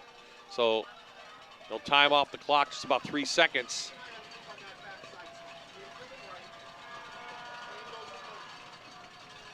We'll fake it. Mimo looking, has time. Gonna go down long to a streaking receiver, and it is intercepted. We talked about the turnover. We talked about the interceptions on the year for the Mountaineers. It's a big one there, but Chevsky hauls it in. So great play there by Macheski. They tried to go to Roop again with a play action and get him across the field from the other side at tight end, and they did a nice job of covering up there.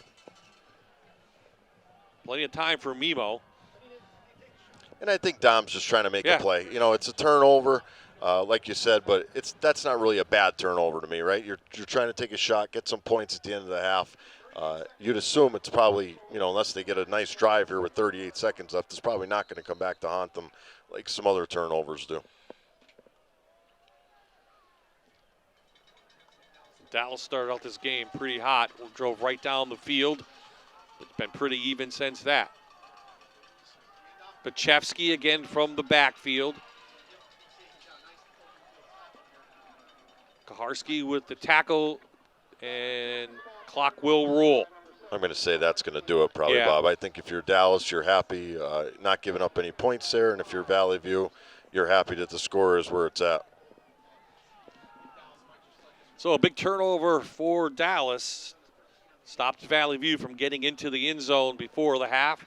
Cougars get the ball to begin the third quarter, and the District 2 4A Championship first half is in the books. Dallas led throughout, but Valley View clawed their way back. They're within 2 as we head to the break. Jan down on the field with Coach Manello. We'll get to him in a second.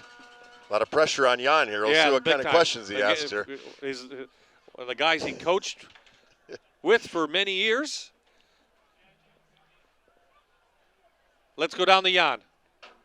Keep the momentum going. We got to stay, right? It's going to go down right down in the fourth quarter. Two great football teams going after each other right now. What else are you feeling right now with your kids right now? I mean, you guys offensively, you're mixing it up beautifully. Yeah. How do you keep that going? We just got to sustain drives and limit the gash plays defensively and sound up that kick cover team.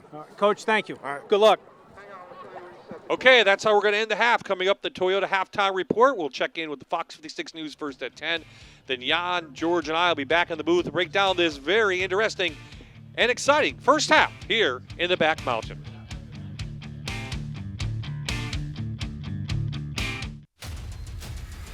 Welcome to the Toyota Halftime. And welcome back to the Back Mountain. We're at Mountaineers Stadium. Dallas, our number 3 team, leads our number 9 team, Valley View, 14-12 in the District 2 4A Championship. Jan is back up in the booth. George Hawanitz, Bob Ide, enjoying a classic District 2 Quad A football game, pretty much as we expected, but I don't know if we expected Dallas to be so vibrant in the first quarter. They took the first drive, 10 plays, 74 yards, ran a real fast play, and they took an early 7-0 lead, and that set the tone of this game. That no huddle offense they ran had Valley View on their heels for a little bit, but Valley View did a nice job adjusting and coming back second quarter. Yeah, they did, George. I thought both teams, as the game went on, I thought they settled in a little more, right? They got back to kind of doing what they were doing. Great plays defensively. I thought the defenses came up bigger in the second quarter, probably the offenses in the first quarter. But it's an even game. We thought it was going to be that way. It absolutely is even. The big play, the 99-yard touchdown pass, Mimo to Rupp, and that really got Valley View back into it, maybe feeling more confident. Well, we said during the first half it could have been 14-0 right there, Very right? easily, They're going in to score 14, and then at that point you're nervous if you're on the Valley View sideline at that point. But 99.5 yards later, you're 7-6 instead of 14-0. And then Dallas countered with their haymaker, coming right back on the following drive and scored to make it 14. So, and then Valley View, boom, they missed. They went for the 2-point conversion, didn't get it, and this is a classic district game right now that we're watching. Yeah, kind of what we expected. Why don't we take a look at some first half highlights first, and then we'll break everything down. And we talked about the drive, opening drive. Geske takes it in, and it was 7-0. And now this is the big play probably of the season. It is. I mean, 9.5 yards. We even said that before. Geez, if you can get a 99.5-yard drive here, well, the drive was one play, one big pass play. And we talked about it, right, the Dallas series. I said I wouldn't be surprised to see a tight end pop pass, and Valley View, boom, 99.5 yards for a touchdown. And now Dallas answered right back, came right back. You just see that power ISO in there. And Coach Awanich, you said if they had replay, they may have said that was down by Steve, but. So then Valley View comes and runs the same play that Dallas pretty much just ran for the touchdown to make it semi-even. And then Mimo right now, I mean, this was tough. Again, it's late in the half, trying to make something happen, and Pacheski gets another a pick this year for himself and stops that drive. Gave Dallas a little bit, a breathing room right there right before the half, but they got to get ready for that second half. Valley View's ready to roll. I mean, we can see they're just chomping at the bit. Yeah, I think both teams, like I said, I think they settled in as the game, kept going. But I think I was more surprised even as the second quarter went, still taking those big shots, which is very out of the ordinary, especially for Dallas and Valley View. Big time. I've seen enough Valley View games this year that he'll take some shots, but man, they were taking a lot of those long passes, big play kind of plays, and they got some and they didn't get some other ones. Well, we saw Zabatiki all year long, and this is one thing that is such a different dimension for Dallas, as you said, Coach, that they're spreading the ball around. They're going quick, no huddle. They're throwing deep. I mean, the Coach Manello I coached with at Kings when I was fortunate to coach with him, it was ground and pound, a cloud of dust, like Woody Hayes kind of style stuff. And then when we went to that zone, the RPO stuff, that kind of was like new for us. But I'll tell you, the Zabatiki, the offensive coordinator for Dallas, has really enhanced this program. It's all his dental work. This is probably a little freedom for him. I was talking to him before the game because he works for my buddy at Century Dental, and this is like, he's probably working 8-hour days in people's mouths. This is he gets to focus in and call some of these plays. He probably loves it. I just wonder, I guess, no Dallas fan will go up there because Pacheski's father is a dentist down here in the back mountain. And, I just think it's great how these two teams, and this is what we expect when we get into a district final game. Back and forth, rock'em sock'em. So both teams will head to the state playoffs. Both teams. The winner of this game will head to the state playoffs next week. Take on Monsignor Bonner out of District 12 or Pope John Paul out of District 1, most likely at a home field, so that Valley View are right here in Dallas, so that's a big advantage for them. And other state games from our area of interest, Lackawanna Trail leads Minersville 33-0. Wow. Dunmore shutting out Williams Valley 27-0. Delaware Valley beating Whitehall. Danville beating Loyalsock.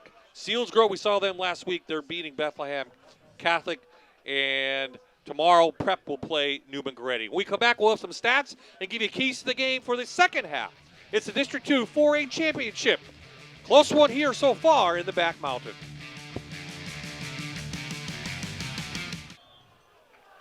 We're back, both teams on the field, stretching out before we kick off the third quarter here in the District 2 4A Championship. Offensive totals real quick. Dallas, 226 total yards. Valley View, 218. Couldn't be any closer here in the district final. So now, when Valley View gets the ball, George, we talked about those 4 minutes. They couldn't score going in. How important is it to score coming out? Well, it's big. I mean, you want to flip the scoreboard for one thing. But I was saying even at halftime, I just think they need to get in a rhythm. They've just been kind of out of rhythm a little bit. You're even with the stats, you're 99.5 yards of that came from one play. So some of that's misleading as well. But I think if they can get in a rhythm, offensively and, run the ball a little more for a little more consistency, I think that's more geared toward their offense. And for Dallas, Jan? Coach said at halftime that they've just got to sustain drives, which they're not doing. He really was upset with his special teams play in terms of getting gashed. So those are things that they're going to have to address immediately if they want to succeed and keep moving forward in the state playoffs. Just one turnover in the game. It was that interception before the half in the end zone, so it really didn't mean anything and didn't play a factor into this one. So Dallas will kick the ball off, Laubach, and Valley View taking the field. Valley View in the white, Dallas in the light blue, home jerseys here. And Bob, the I second think half getting underway. I think these two teams, coaching staff-wise, and Coach Jan would probably agree with me, are probably two of the better ones at making halftime adjustments. And I Yes. saw coaches, Dallas was giving a speech at the end of last week. We were talking about all the halftime adjustments they made. Both of these teams will make adjustments, and you'll see, I think, a change from what you saw in the first half.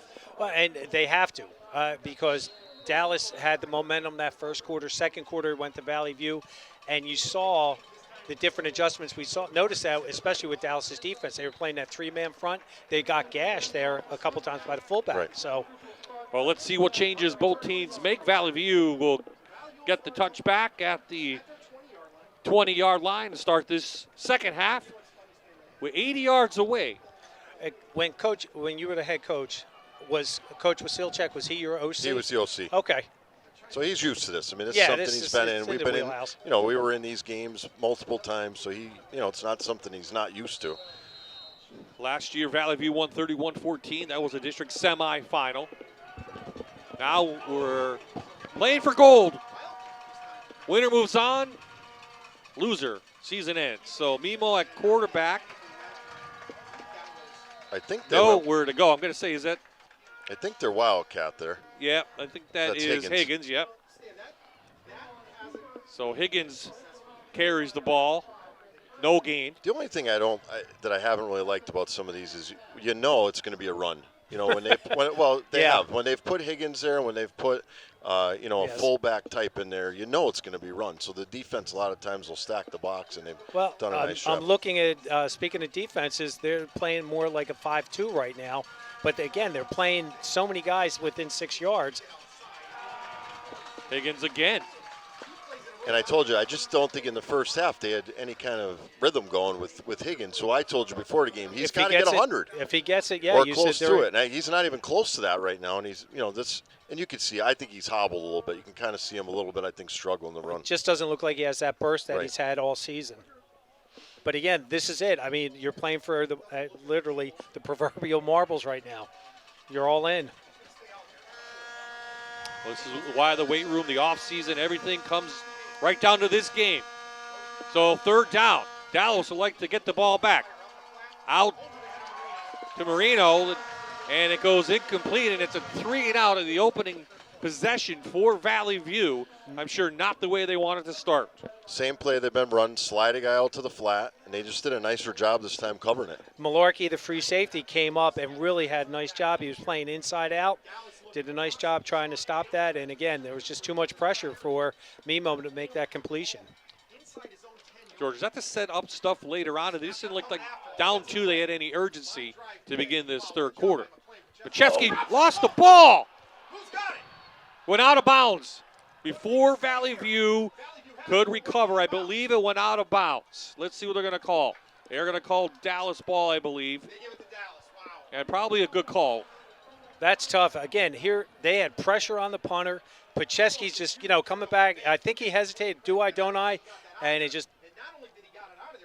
Yeah. It was out. Yeah. Yep. So, Bob, to answer your question, I just think he's maybe doing a little bit of that Wildcat just to jumpstart the Yep. offense a little bit. Get the running game going a little bit. Like I said, get a little bit of consistency. But it backfired there a little bit. A little bit. They had a good field position for Dallas now. Up to their first possession of the second half. They give it to Geske, trying to look for something, but Marino's there to stop him. A couple yards at best. Well, Sobalski, the center, was pulling center on that one. Reminiscent of, reminds me of Jason Kelsey right here. You see him in your screen pulling. Nice job getting downfield. Geske then cuts back inside where the gap is. They're going to go fast again, up quickly. Zapatiki keeps it. So, Coach, the thing I'm seeing now, and I'm just going to – so if Higgins is out, now you have to take Kaharski and make him the tailback, which he's got to go both ways. I could see they have Rupen there on defense now at outside backer, which he's not used to doing. Okay. So you wonder if at the end of the game, what the effects will be physically. That's Malarkey, and Malarkey is up inside Cougar territory for a figure law first down.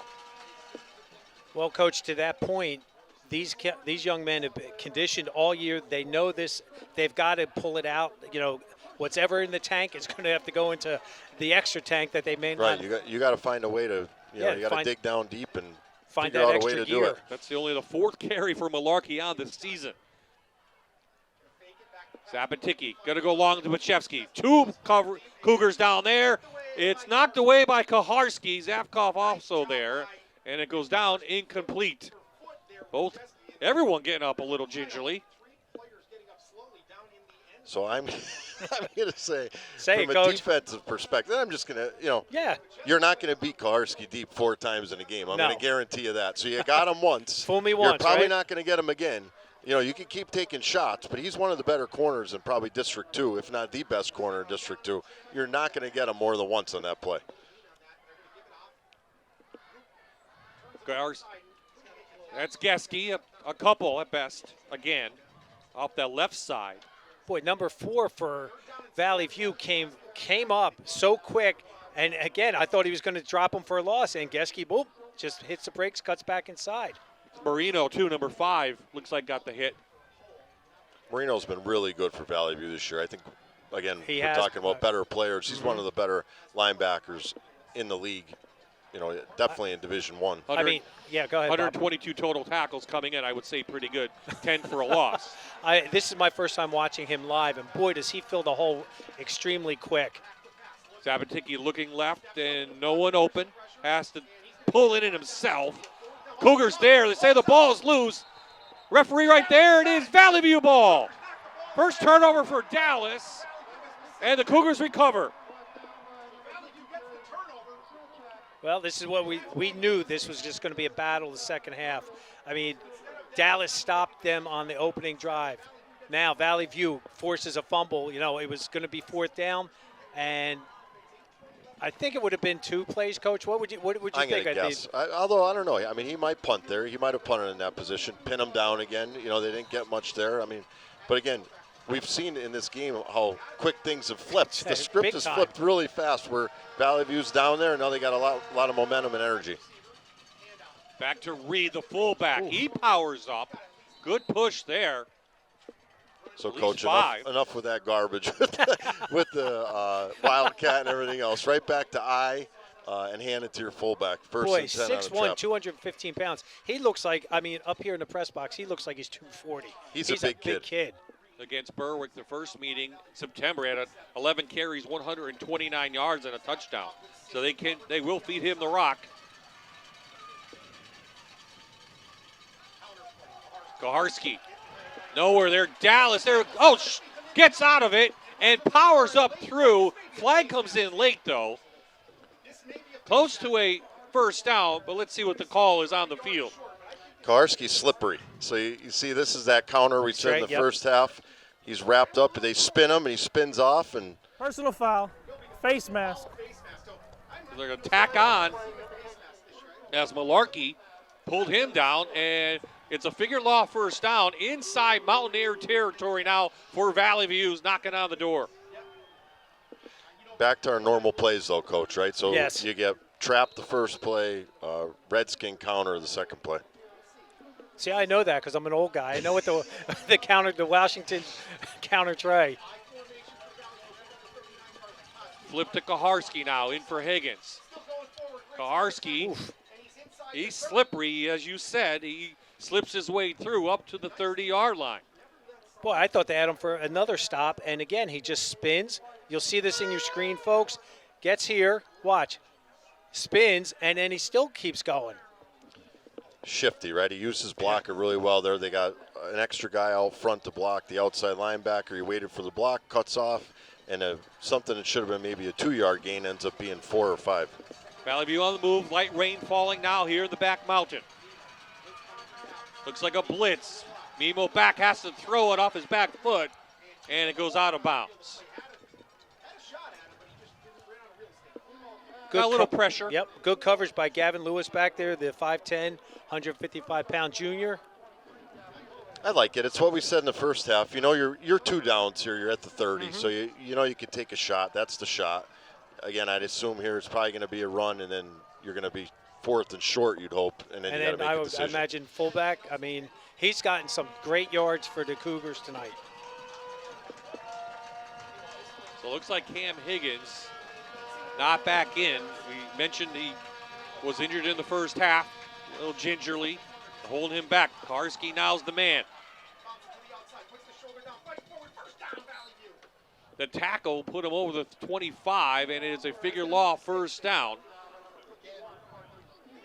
Behind the big lineman, Kaharski gets through. Great play here, great run, simple toss. So these plays haven't been anything, nothing that. This is old school football right here, right? Yep. It's power football. That's it. And we said at the beginning of the game, both coaches want to establish physicality, and right now they went that power eye, they went that power game, pulled that front side guard, and they're just cleaning house. So they're going to say he's actually short by a half a yard. No, I don't understand It's tough that. to see because Scott Wasilchak's right there, a lot of his coaches.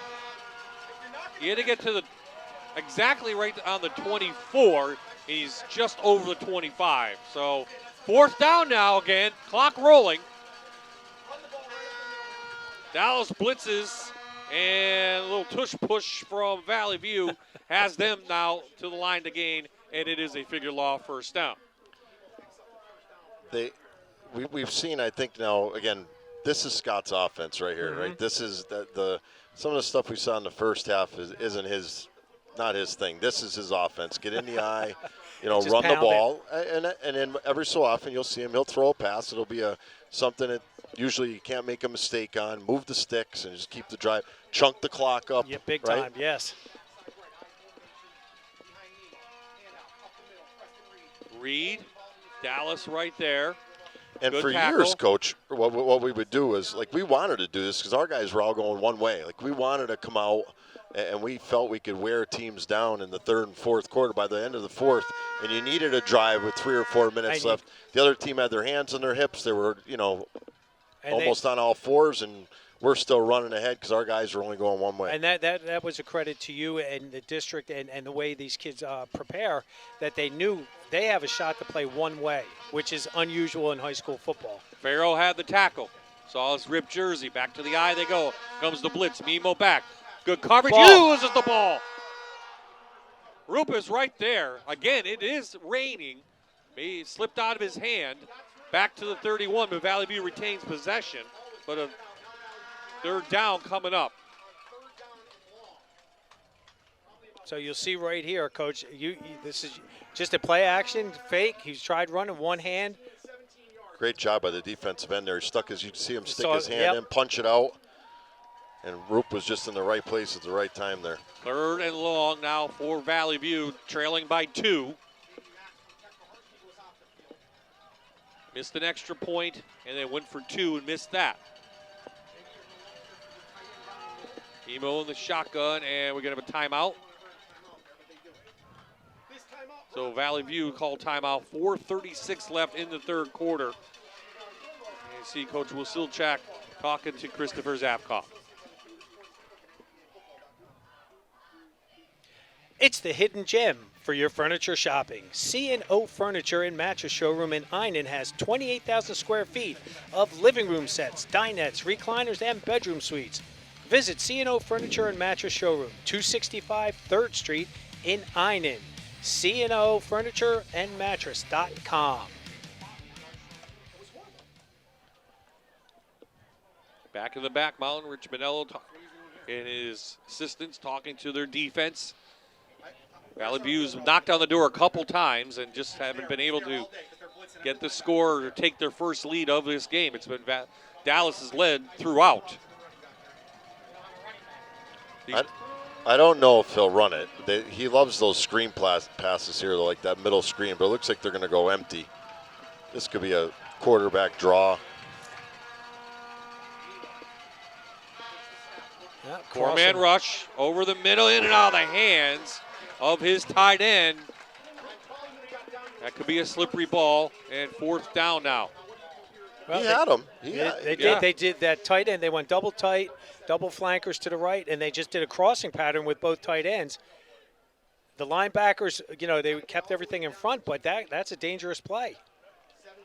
This is that play that all colleges run now, that mesh play where they take the two guys, cross them. You hope in the NFL they use it a lot. You hope you get the pick. But we don't pick. We don't pick, though. So another fourth down for Valley View. Here comes the blitz, Cummings, and the rest of the Mountaineers are there. Flag comes in really late. Did he get his face mask?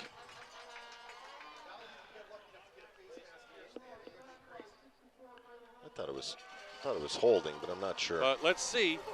Face mask, 5 yard, number 4. So it's just a 5-yard variety. I can never figure out how they figure out 5 and 15. Like, to me, It slipped off his face. Slipped off. Didn't pull him down by the face mask. I guess if he had grabbed the face mask and yanked it, and we've seen that where kids' helmets come flying off. I've always hated that rule because to me, if I'm running the ball, any grab of my face mask slows me down and stops me from going forward. So they all should, at that point, they all should be at that point where it's the 15-yard one. I think, Coach, I used to show my kids just how the body mechanics work, where if you grab them by the face mask, and again, I used to do this not intentionally. Well, it was intentional, just to show them wherever their head goes, their body goes, and that was, he didn't grasp it, but it's just tough sometimes. Like you said, 5 or 15. So it's just a 5-yard difference. 4th down still for Valley View, so still an opportunity for the Cougars. Well, it's a free play is what it gives you. They're going to go deep and kind of in between two white jerseys, and it goes incomplete. Dallas will take over on downs, up 2. Well, Valley View keeps picking on 23, Gavin Lewis there, and you'll see it again. This seems to be his favorite guy that he wants to go to, and it was just good coverage. He was behind him, though, but the ball wasn't thrown. It's pretty much the same play Dallas has been running, right? They're going 2-by-2 and just running 4 guys on go routes and hoping you could complete a pass and I haven't get a big seen play. anything medium, though, Coach. Nothing. Everything's just been downtown. So Valley View's defense there as Dallas takes over. That was Geske. And Dallas usually does they've always run like a play action, and they take a guy and run him almost like that dig route, like that diagonal across the field.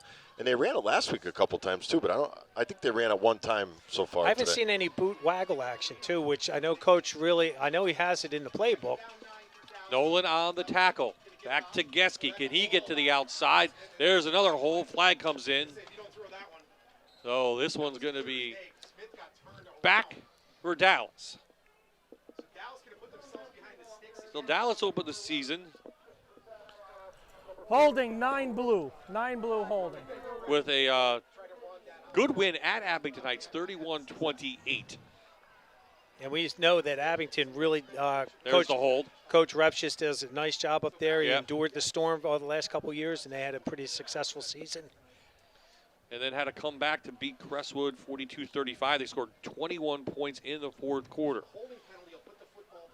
And their toughest game after that was the game we did, where Wilkes-Barre came within 7. Had a chance at the end, actually, of knocking them off.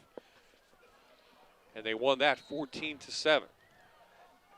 And Coach Cinti had a tough job this year, losing 2 of his best players, probably in the Wyoming Valley Conference, to a prep school up in Connecticut. So back down on the field after the penalty, backs up Dallas. Zapatiki in the shotgun. Gets looking over the middle, tipped, and almost caught by Pachevsky. I think Smith got a hand on it, and he almost pulled it in. This was the play we were looking for. Yes, and they have done this. They did do this in the first half, and it seemed to be the same thing. Hey, if you look at the way that ball was released, though, Coach, it was kind of funky. It might be slippery. It's slippery. The rain is coming down harder than it has all night long.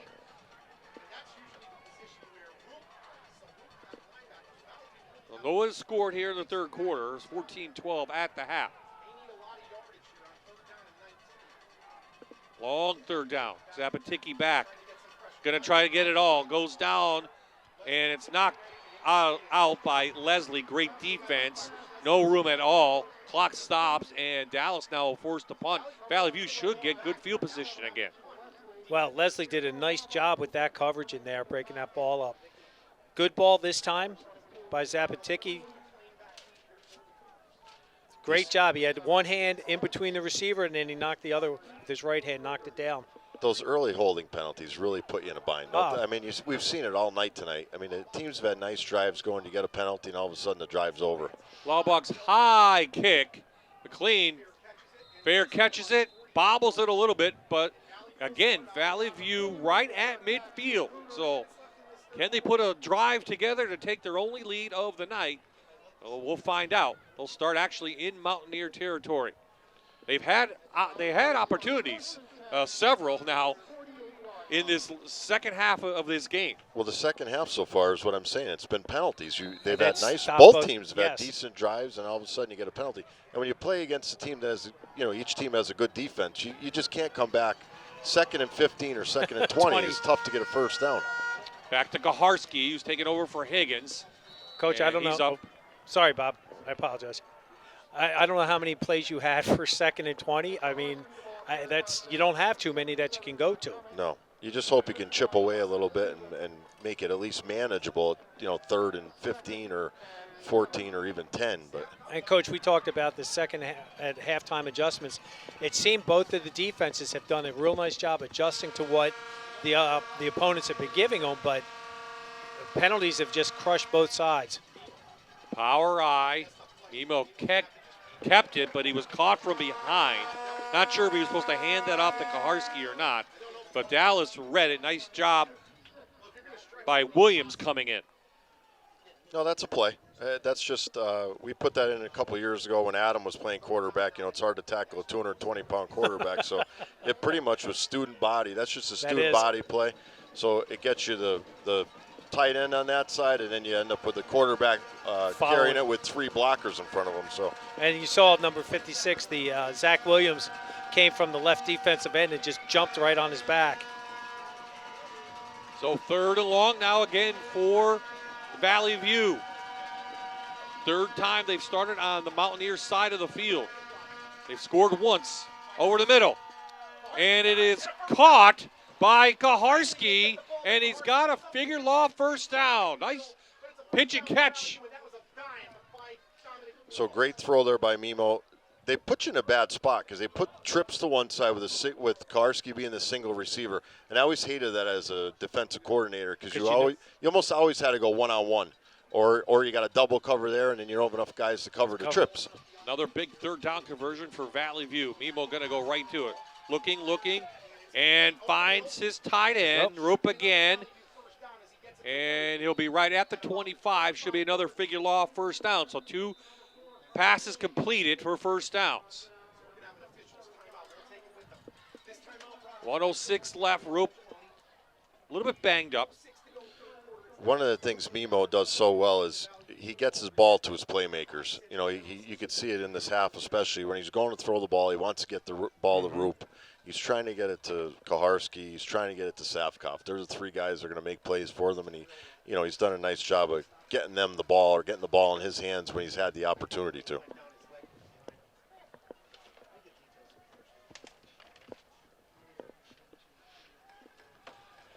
.106 left. How about some scores? Trail winning in the 4th quarter over Minersville, 40-0. They'll advance. Dunmore's going to advance. They're winning over Williams Valley, 41-7. Sealands Grove leading Bethlehem Catholic in the 4th. Southern Columbia has taken a 14-0 lead over Troy. Del Val, 35-20 lead. Well, that's good to see. Roop's up. Just had a cramp on that. One thing I'd like to see Mimo do a little bit better as a quarterback coach is that he's telegraphing. He's looking at one receiver. If he learned to shift his head a little bit, he'd really have Dallas on their heels. Well, you figure he's only he's but been a they don't receiver throw up until the last 2 weeks. Yeah. Even though he played a little bit here and there, it's still. Mimo, fake. Wide They're going to open. go back to Kaharski. He was wide open. Kaharski inside the 5 and knocked out of bounds. So this is that wheel I told you was open in the first half. Now a little different look to it, but you have Kaharski in a nice spot where you can fake a toss, run him down the sideline. They're playing so much man back there, you lose track of the tailback. You don't think you have to cover the tailback out especially the back. when you have somebody like Kaharski who is, he's, as you said, slippery back there. He's elusive. He's hard to find, and then does a nice job with that. Well, I think he's faster than you think, too, a lot of times. People don't understand how fast he is. He's a lot faster than you might think. You got to give him a step. Well, and Coach, you know him. You had the fortunate that you coached them for a few years. 22-yard gain, back to Kaharski, powers in just short. He's going to be right at the goal line. Number 57, that's Shane Holleran, who's slow to get up. And this is what I'm saying to you, Coach. You're going to get those guys now that are playing both ways. You know, it's muggy out a little bit. You start to, you know, it's been a very physical type of game. Yeah, Halloran is not going to get up with Right. 22 seconds left in the And 30s. I'm assuming it's a They're cramp. starting to cramp it that's- up. It's a little bit warm here on a November night. Very- Still raining here. And it's tough now because now you've had these guys playing the whole year, and now you're going to guys that don't get a lot of practice time, and it's tough. So last time we saw Gorch was there when they lost to Delaware Valley, then they lost Prep, and then they rebounded against Berwick and Wyoming area. What changes have you seen since those losses? Well, the quarterback play, I think, has been Yeah. one where they've gotten some plays. They've done a nice job on defense, I think, of not giving up a lot of big plays that they gave up in the Delaware Valley game. And listen, we talked about this, Bob. In District 2, the top teams are fantastic, and then there's kind of a fall off from that. So Delaware Valley and Prep are two of the better teams, and they struggle a little bit. Well, Coach, you said you've watched a ton of film on these guys. I mean, it's nice to be the former head coach. You still have access to it. So you've seen and you know these guys. So right now, you're feeling that they've got the advantage because they are going one way.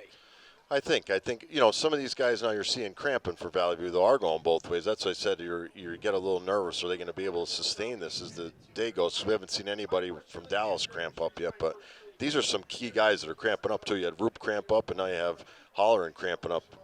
Key guy on defense. Roop's been playing some defense and catching balls on offense. So you hope they can get rid of those cramps quick and get back in there. And I see Roop walking on the field now, so he's back in, which is great. And Holleran, I mean, you know this. Everyone always talks about that key left tackle, the blind side block, because, 99% of the quarterbacks are right-handed, so they're not looking that way. So having him go out for a play, I wouldn't be surprised if they bring a little bit of pressure off of that side, but going into a double tight power eye, Lane to the tush football, push. Lane to the football to take the lead. The big push. No signal yet. They got to get some guys in. I think he didn't make it. So Mimo barely got in. He's saying, look, I have the ball over the line, and they're going to say, they do call it. So whatever he said, they convinced him it's a Santarelli Oil touchdown. Valley View takes their first lead of the night. A little extra roll there at the end. I think they said, all right, here, we'll give it to you. You're laying on top of everybody. Roll in. You can see right.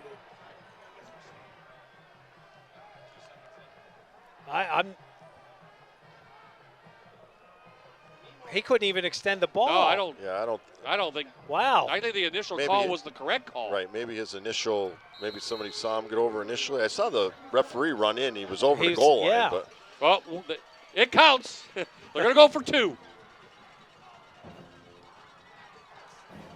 Quick slant to Zapkoff. Good defense. 2-point conversion is no good. But Valley View takes their first lead of the night with 2 seconds left in the third quarter. 18-14 to score. So they tried just the slant route here. The kid from Dallas does a great job.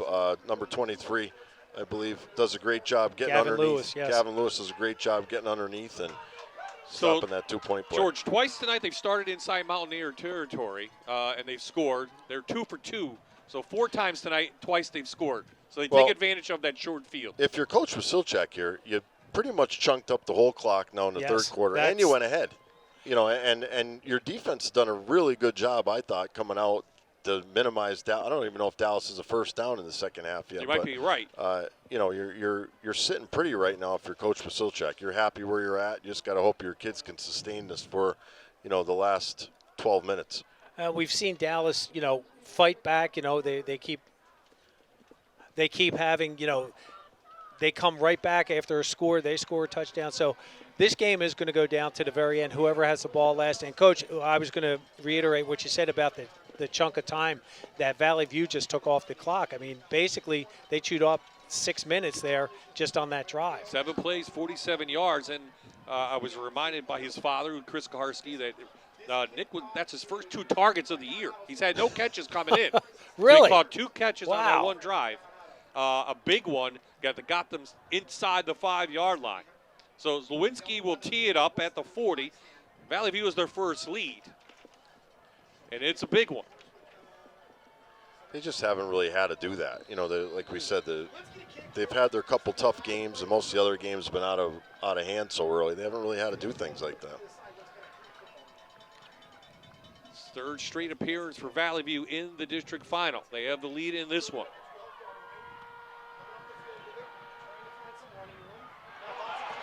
He breaks out. That is Gavin Lewis, the junior. He's going to give Dallas good field position up near the 50 as we head into quarter number 4.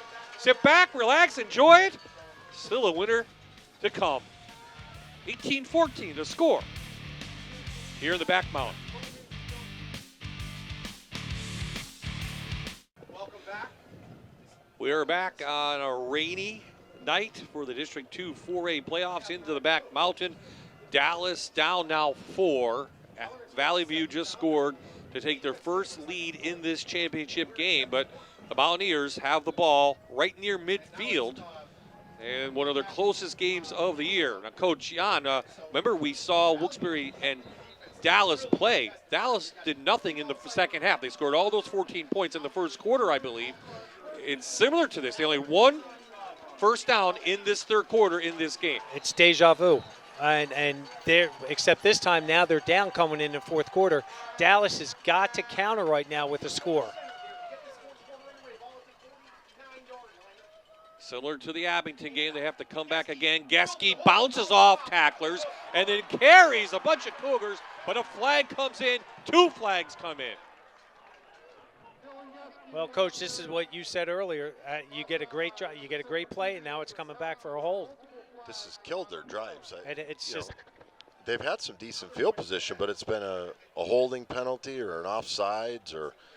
But isn't the rule now, even though the hold happened near the 40, it comes back to the original line and then goes back 10, right? That's the rule this year.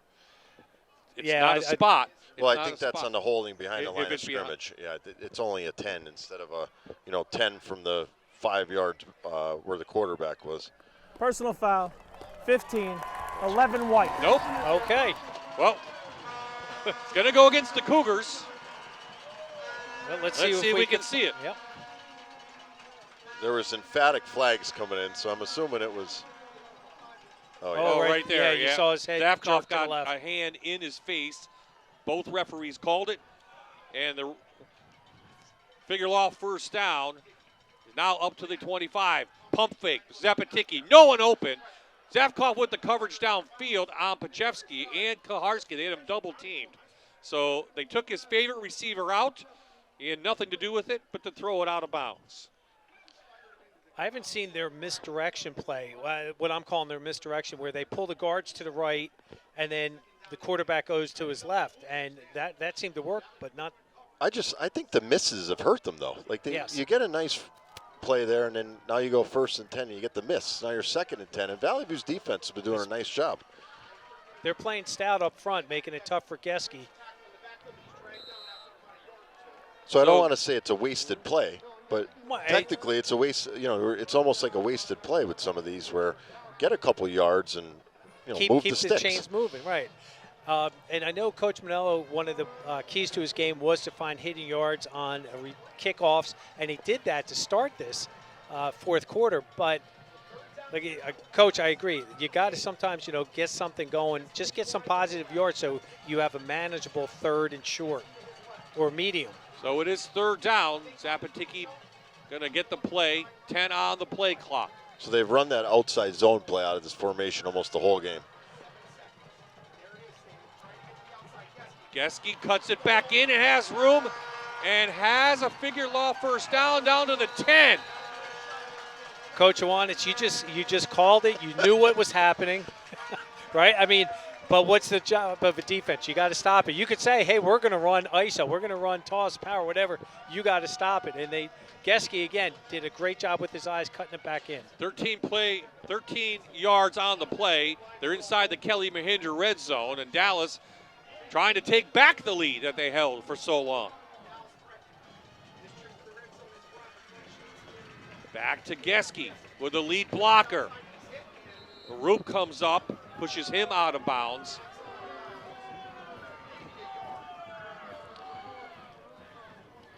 The Dallas faithful are a little upset that Richie Leslie came in a little bit late at the sideline, but he didn't do anything. He just was right there. Nothing. I don't like that as a head coach on the Valley View side, because why take a chance? Right. He's out of bounds. Let him go, especially short side to that sideline.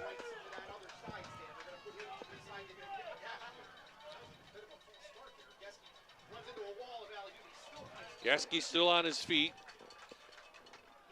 Kondrat does a nice job. 275-pound sophomore, 6'1". You'll see, look at a big presence in there, and he does a nice job. So they've been running a lot to the right. Offense is right, defense is left.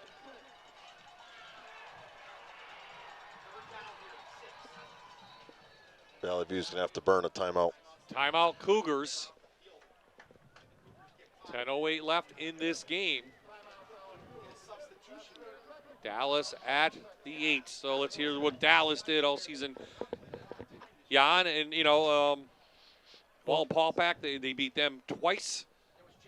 They started out the season against with Abington, came back and beat Crestwood. And then, again, Williamsport, new head coach up there, new system. Geske's he's averaged 105 yards each of the games that he's played in. He's averaging 6.5 yards a carry. And he's done the humans work out there carrying this team. But the way Zapatiki has thrown the ball for 21 touchdowns this year and only two picks is really, really nice job. But, even last week, Nanticoke, it was sloppy, but they broke it open in the second half. So, yeah, they've had a pretty good schedule going there. Always nice to see the Wyoming Valley Conference and Lackawanna Football Conference in these championship games. Most of the championships this year have been dominated by Lackawanna. Well, Lackawanna is actually, I think they have Wyoming Valley Conference's number. I don't know what the actual percentage is, but they week in and week out, they end up being victorious over Wyoming Valley. Coach, this is a huge play. Third down, Zapatiki looking and can't find anybody. Valley View is there, takes them down. Great job by the secondary. You're right there, Bob. Great coverage. 58. Right? Make them tuck it late. Roop did a nice job there. They get good pressure. Looks like Fiorelli in there, 68, Fiorelli right? is 68. Again, so they're running some different guys in on defense now. Absolutely. I just think to give some guys a little bit of a rest. Not Fresh like guys legs that we expected to see, but they're doing a nice job. So it's fourth down. Down 4. Can't kick a field goal. Got to go for it. Zapatiki back, looking. Little quick out, and he block. Goes incomplete. Trying to hit Turpak. The ball hit the ground. Valley View takes over on downs. Well, again, the ball was just thrown low. Zapatiki had time. Just the ball, maybe it's the rain that ball just slid out. If Dallas ends up losing this game, they're going to go back and look at some of these wasted drives. You drove down to the 3, you turned it over. Right. You get to, where are they at, the 9, turn it over. Like, there's a lot of wasted points there that they didn't get. And I know Coach Manello's going to, first thing is we were undisciplined with all the penalties that were drive stoppers. Now Valley View going back to their bread and butter. They're going to probably ground and pound it. So Coach waste some time. Reed up a couple yards. Coach Wasilchak's going to run the clock here. I mean, this is what he likes to do. He'll use the whole 40, and he won't be afraid to punt here if he has to. And he'll take a couple minutes off, knowing he'll get the ball back again once or twice. And his defense has done a nice job tonight. Who's the defensive coordinator? His brother Scott, Jeff. Or Jeff? Yes. Jeff. Okay. Keeping it in the family. Yeah, I mean, when you look at the defense, Jeff ran the same defense at Lakeland for how many years and how many games they won there. So it's very similar to what he did there with a couple twists. Kaharski hit in the backfield. Nice job by the senior Farrell shooting in from the outside. Read that play. Karski's lucky to get back to the line of scrimmage. So, Coach, daring them to throw now. Now you have 10 in the box. 10 guys within, one guy covering the wide out, and 10 guys probably within 6 or 7 yards of the line of scrimmage. They're going to come with their triple stack split, and we know where they're throwing the ball. The question is, will he come back to the tight end dump here again? Yeah. You know, and see if they cover it this time. We'll lull them to sleep with that trips, and we'll slip the tight end. I like it, Coach. I like How it. risky do you want to be? There you see the rain coming down here in the back mountain. Kaharski, I believe, now will take the snap. Trying to get out. Dallas wraps him up. He can't get through. He holds on to the ball. He'll be well short of the first down. And it looks like Valley View will be forced to punt. So Dallas is happy. You know, their defense did a great job here, right? Good run, but they string it out, make them turn it up, and Dallas does a great job. Again, a lot of guys in the box. Farrell on the bottom again, the senior, with the tackle. He's having a great game, Bob. You've called his name a lot tonight from his defensive end spot, wreaking havoc in there against the Cougars. So tough spot for the punter, McLean. Good snap, and it's a straight up punt. Takes a nice bounce, but Dallas will have it in Cougar territory at the 44-yard line. So now Dallas going to go to work. Can they replicate what they did in the first quarter and get into the end zone and capture the District 2 4A championship? Crestwood won last year.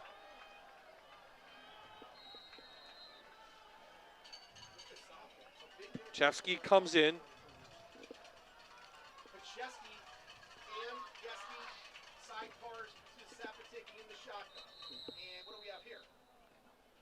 Timeout, Dallas. Take a quick break. 7:08 left in this game. Dallas has the ball, but trailing by 4.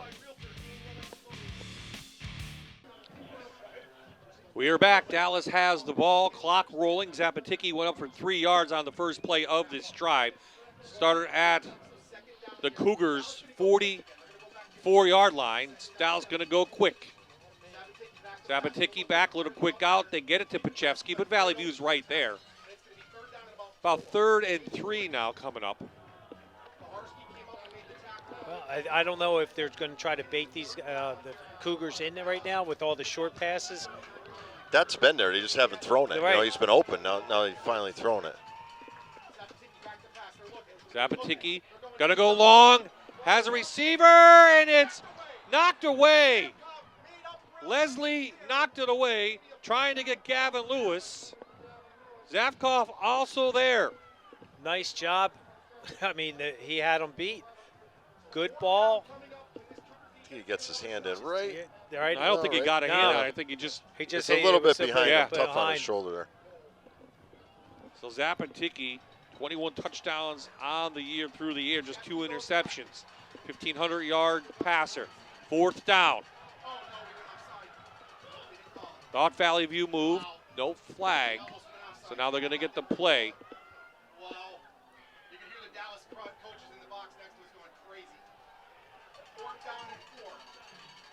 Here comes the blitz. Zapatiki over the middle to his tight end, Farrell. Still on his feet. Farrell into the 15-yard line. To the 13. 25-yard gain. I love it when they go to a tight end, Coach. What I a really great do. catch. Because, you know, unsung heroes, they block 98% of the time. Great job by Farrell with that. What an effort.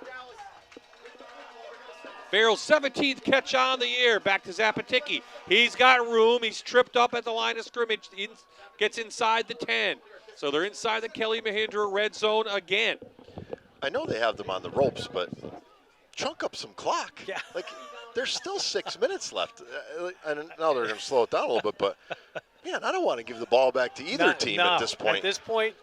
But don't you think you just want to score? Like, I know Well, you want they to do work want the to clock, score, but again, you're in that position now where you know you're 4 down, so what's the rush? If I can get this clock down to 2 minutes. And then the pressure's on the offense, not, yes, I agree. And this is Geske, big push to the 5. They can get a first down at about the 3. So another Valley View player down. He's up now. we saw some cramping by both teams, and Valley View shuffling a lot of defensive players in and out, especially up front. Yeah, it was Conceretti that ended up getting up a little gingerly, but he's up. He's good to go.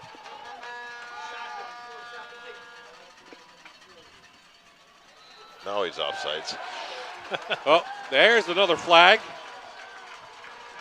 So, Bob, we're talking about Valley View's played Dallas so much. Like, this game's important to a lot of people. Yeah. So I was at Pitt last night. Pitt had a game. So, Adams there and Luke Delgadio's there, Yes. who played. So It was very good I don't here know for what Dallas. they're doing, tonight. I don't know if they're watching a game together. Or I don't know if they have a bet going. But I know Luke was all over Adam because Adam was a freshman when they beat us. Luke was a senior in 2019. But this thing stretches all the way to The Pittsburgh. entire state. So they get a figure law first down. Getzky for the lead. Touchdown, Dallas. The center early, a touchdown is good. 4:42 left in the game. Dallas back out in front.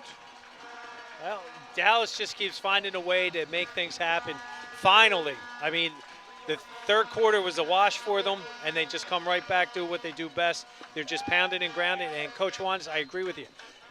Really quick hitting. And again, to have 4:42 left, and the way Valley View's defense is playing, I mean, I know points are at a premium, if I may quote Coach Franklin, Ballbach in for the PAT, give him a 3-point lead. The kick is up and good. 7 plays, 44-yard drive. Big play to their tight end, Farrell, 25 yards. That was a huge drive goes for them, in. right? It is I mean, huge. drive. And how many times they have the ball inside the red on the other zone, side yes. of the 50, and they couldn't get anything going. And that, some big plays there, and a credit to their kids to keep. A lot of teams, sometimes that happens 2 or 3 times. You're like, here we go again. They did a nice job, came back, and it's a credit to their kids and coaches to get the ball in the end zone there. Dallas trying to win their first district title since 2019. Valley View since 2021. 4:42 left. As you mentioned, a lot of time left for the Cougars. So you see Scott and Jeff there. No, I can't read lips from all the way up here, but I'm assuming you saw a lot of guys starting to cramp up and go down. So you're on the sidelines now going, all right, who do we have at this position? Who do we have here? So there's going to be a lot of that talk in the next couple minutes, especially as guys keep going down with these cramps. Well, how much is the loss of Higgins hurt? I mean, he wasn't really doing much, and Karski's played really well. Well, Kaharski's good. I think the linemen going down are probably the biggest, right? A lot of times in high school, your first string linemen are really, really good. You might have 1 or 2 guys that's like your Swiss Army knife that can kind of play any position. You can put them in, and then you start to get to certain points, and you don't have enough time for everybody to practice a lot. So you're in that position where you might be getting some guys in there that haven't gotten a lot of reps, but now you need them in a district championship game. And we talk about, as coaches, that next man up mentality, but when they don't have as many reps and they may not be as big and strong, and again, that's great in the pros and in the pros in college where you got all your 5 stars, but here you kind of have what you have. So the Car Vision Nissan kickoff by Laubach. Long kick, floats out of bounds, I think it is. So the re-kick it, or we have some extracurriculars right around the 20. No flag for that. Got to keep cool heads there, both guys, both teams. Just stop. Coach is not going to be happy with that kick out of bounds, I can tell you that. No. So we have a dead ball. Where do they want? Valley View will take the ball, looks like. It's up to the 35. It should be a good field position, a good starting field position. Down 3. That's significant because that's a field goal, and they have Zlowinski back. Now, he did miss the PAT tonight. And you're not going to – I mean, it's got to be right about a 15-yarder. I think he would go for a win. That's my opinion, but that would be my guess. Mimo underneath center. Back to pass. Little screen to Kaharski over the middle. Holds on to the ball. Gain of 5. 2 Dallas defenders slipped right off of him on this. I really like this play call, and the only reason why I'm saying that is it's a 5-yard game, but that could have been a 45. Oh, One more easily. missed tackle, and he's gone down the sidelines there, and you just ran a simple pass, easy to complete for big yardage. And more importantly, Coach, right, you got 2nd and 5. Right. That opens up And your the clock's playbook. running. Quick pass. Zafkoff. He's got a figure law first down to move the chains near midfield. That was a nice play, and again, Gavin Lewis got caught in his back pedal and slipped and fell. That might be his first catch of the night. I think it is his first yeah. catch. So Zafkoff, the leading receiver, his first catch of the night, 28th of the season. Need him here on this drive. 5-man rush. I think Mimo saw that, and he's taken down quickly for a loss. So, Coach, you have to think the mentality here is we're going to score, and there's going to be no time left on the clock, right? I mean, right. That's where they're at now. There's 3:30. You're going to use as much time as you can. Force Dallas to maybe use some timeouts if they keep moving the ball, and hope you can punch it in and end the game with the punch in. Zach Williams, number 56 on the stop right there, keeps this clock going. And like you said, you know Coach Wasilchek better than anybody here in the stadium. You know he's just going to grind it out now.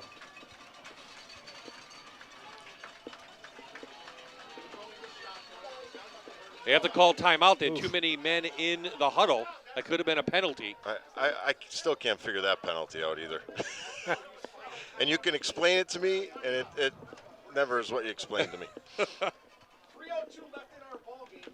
It's a 21-18 NFL Fox this Sunday starts with NFL kickoff show at 11.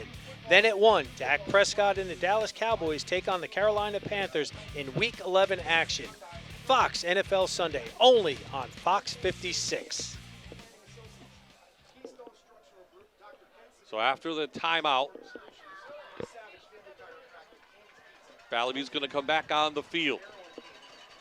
3:02 left in the fourth quarter. Dallas just scored to take back the lead that they held at halftime. You don't have to go for it all right now. No, you can work the ball there's downfield. plenty of time. A lot of time left. I don't know how many time. What do they have? One timeout left, Valley View, or is that their Another last one? flag. You have too many men. Too many men on the field. I don't know. After a timeout.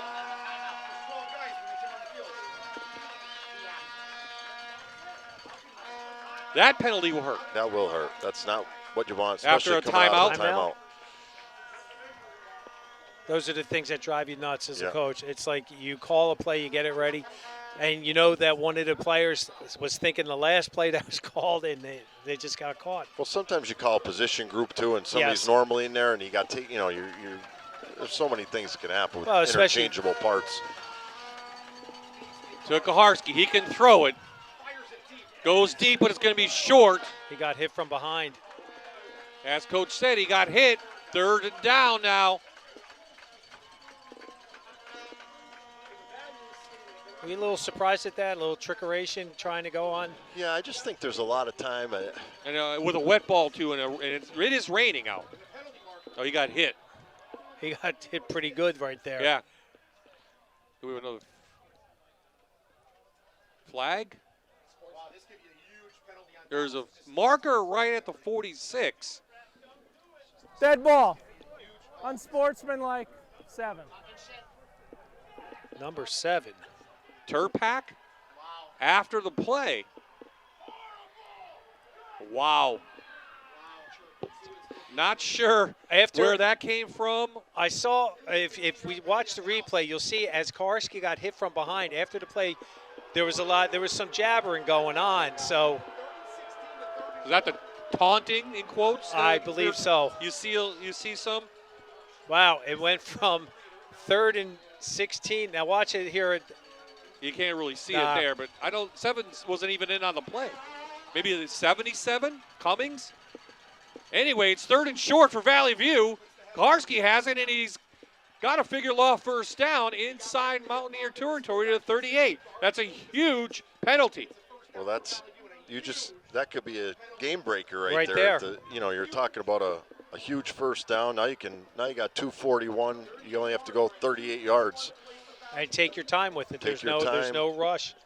That might have been on number 57, Stephen Phillips. They're all in there. There's a lot of 7s in there, Coach. Yes. Well, back to the fullback, Rook. Dallas stands him up. 2:25 and counting. I know people say there's no reason for that in the game, but I think there's. I mean, I don't know what he said or what happened, but you're in a district championship game with 2 minutes left. I'm sure that stuff went on the whole game at some point, and then I just never liked it. Now I decide to throw a flag deal. Well, Coach, and you know this game is emotional. Oh, yeah. I mean, if you don't have the emotions, you shouldn't be playing. And yes, there's been back and forth. It started even in the pregame with Valley View coming down when Dallas was stretching, that kind of stuff. But whatever. Mimo on the fake, looking, no one open. Pulls it in and gets knocked down. No flag. He was just going out of bounds. Clock does stop. Third down. He's looking downfield. Nice job. He is. He's scanning. He was looking left, looking right. I'm assuming he's looking for Roop Dragon is my guess, because that's, it was, again, another waggle where he looked, and I'm guessing it was Roop probably dragging across, trying to hit him on the drag, get the first down and get out of bounds. You can see our cameras shaking up on the press box because we are on the Dallas side, and they are making a lot of noise. 2 downs, Bob, right? I mean, there's no, so when you call the plays, you can. You need to pick up the first. Here comes, another flag comes in, and it's intercepted. Pacheski? No. Picked off by Gavin Lewis. Let's see what the flag is, though. Well, either Dallas had a man Offside? in the neutral zone. Yeah. Looks like it's on Valley View, though, but I don't know that. And then there's one behind the line, too. I'm going to say it was either a guy in the neutral zone or Valley View had an illegal man downfield again. This is another huge call. Dead silence as they wait to see what the official says here. Illegal formation. So the interception stands. They came in with 21. They picked off 2 passes tonight. None bigger in the season than that one by Gavin Lewis, his 7th of the year. There was decent pressure, but look at that. They did that, what I call clamp vicing back there, Coach. They had 2 guys on 1 receiver, and again, the underneath man. They did a nice job, I thought, tonight. Dallas at times. They really didn't give up a lot of long balls, and they did a nice job of kind of keeping everything in front, forcing you to make a play.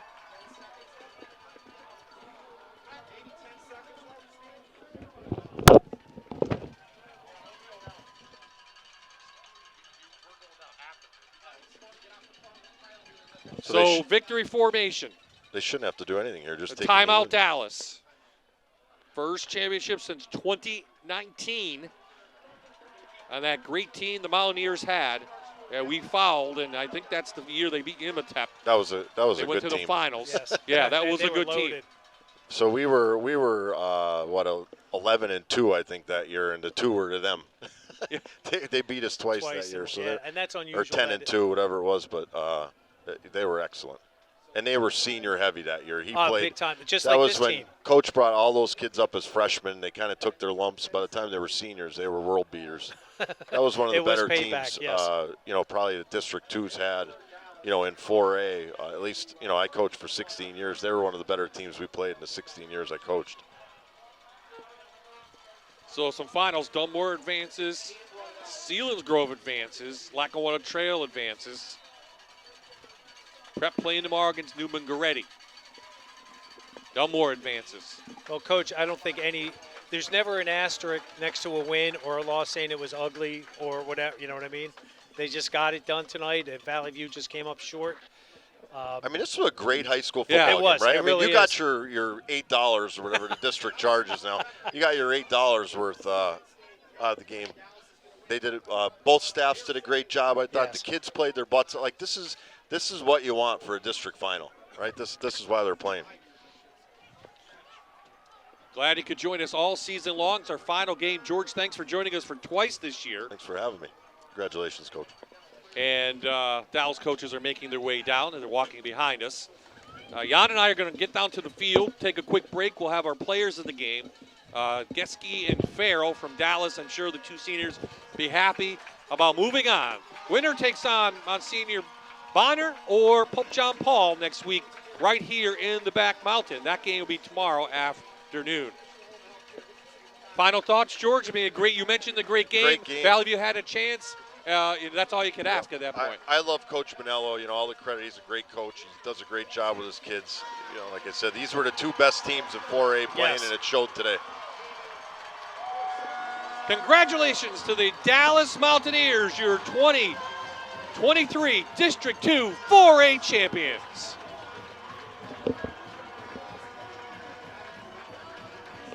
There's the final score. We'll take a quick timeout. We'll have the player interviews on the other side.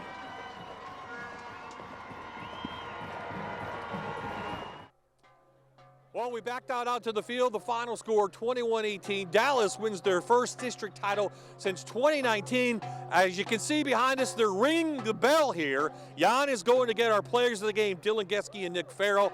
They should be coming over soon. I don't even know where they're at right now, but they want to ring the bell.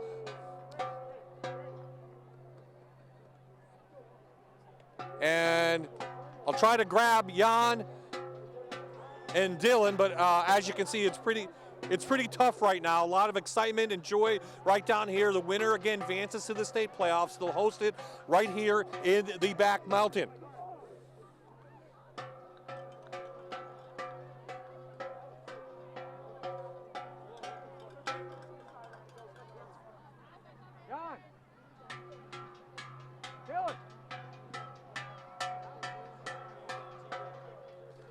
Okay, finally got Dylan. Sorry, but Dylan, I know you want to ring the bell. Congratulations. Boy, what a game. What was the difference, you think? I mean, we really just took over. You know, our physicality, our speed, conditioning, it all took over, and that's why we won. What's it mean to you to win this, especially since you guys haven't won since 2019? It's huge. I mean, what way to end it by Gavin Lewis. I mean, can't make that stuff up. Okay, go join your team. We're going to try to grab Nick. You can go over there. We'll grab Nick. As the team cheers Jan. Some thoughts before we try to get them. It's going to be tough. What a way to seal the game with a Gavin Lewis interception to seal it. Coach Manello this is his philosophy. They just fight to the very end, and congratulations to the Mountaineer faithful. Valley View, they had a chance, though, at the end, as Coach Manello now is going to talk it. So we'll just wrap it up here, and we'll end the season. Boy, what a way to end the season, though. We are trying to figure out where we started this year. We started at Memorial Stadium with Riverside and West Scranton, a 3-hour game, a lot of cramping. The longest game ever. We've had a night, and we've had a good season. We've had some blowouts. We've had some games we thought were going to be good, but still another outstanding season by our crew, our Friday Night Rivals crew here on MyTV. That's why we're #1 in rankings. These guys, this crew is the best that I've ever been associated with, and I'll tell you what, good things are going to be coming here from the Wyoming Valley Conference right now with Dallas representing. Yeah, that's a big win because Lackawanna Football Conference has won most of the district championships this year. So for the Wyoming Valley Conference to be represented tonight, you coached in the Wyoming Valley Conference. There's a bit of a rivalry with Lackawanna Football Conference. Big time. And I said earlier in the broadcast that the Lackawanna teams have the advantage over us. And I don't know if that's due to the way that the communities are, but you know, hats off to Valley View for giving Dallas such a tough game tonight. The alma mater being played here for Dallas by the band. A lot of excitement. The parents waiting on the sideline. You can see Nick Farrell, his jersey's ripped, so you can see how physical a game it was going to be, how physical a game it was tonight. It really was, both sides. Even Geske, he said to me, he said, Coach, I've never been beat up this much this whole season. He just kept going, and he knew that the yards were going to be at a premium tonight. So we got Nick Farrell right now, our other spotlight player of the game. Yeah, Nick, I see your jersey. How physical a game was that? I thought it was a very physical game, and both parties, we were just going at each other the whole night. What's it mean to you to win this? Everything. Can I go celebrate? Yeah, go ahead. He wants to celebrate, and we're going to celebrate another great season, Coach. Thanks, George Wanitz, for filling in this year. Both Valley View games. What a great job by our crew. And again, another rainstorm at Dallas, but our crew did an outstanding job this year, as I mentioned. What kind of rainstorm will Coach Manello want? A district championship rainstorm. And right now he's talking, so I don't know if we can get in and listen. Okay, we're gonna wrap this season up. These guys want to go. Great job by our crew. Thank Amanda Cool for all that she's done reporting. Again, you can watch our Friday Night Rivals Top 10 on Tuesday night. We still have teams left. And we still have a lot of championships. Maybe we'll get a state championship. Maybe it will be Dallas. Maybe not. Great job this year, Jan. Thank you so much Bob. again.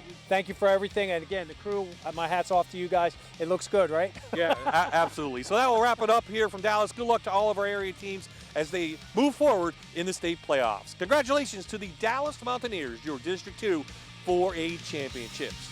For George, for Jan, for the entire Fox 56 Sports crew, make sure you look at the credits. It's all them behind the scenes. This is Bob Ide saying, so long for the Back Mountain. We'll see you in 2024.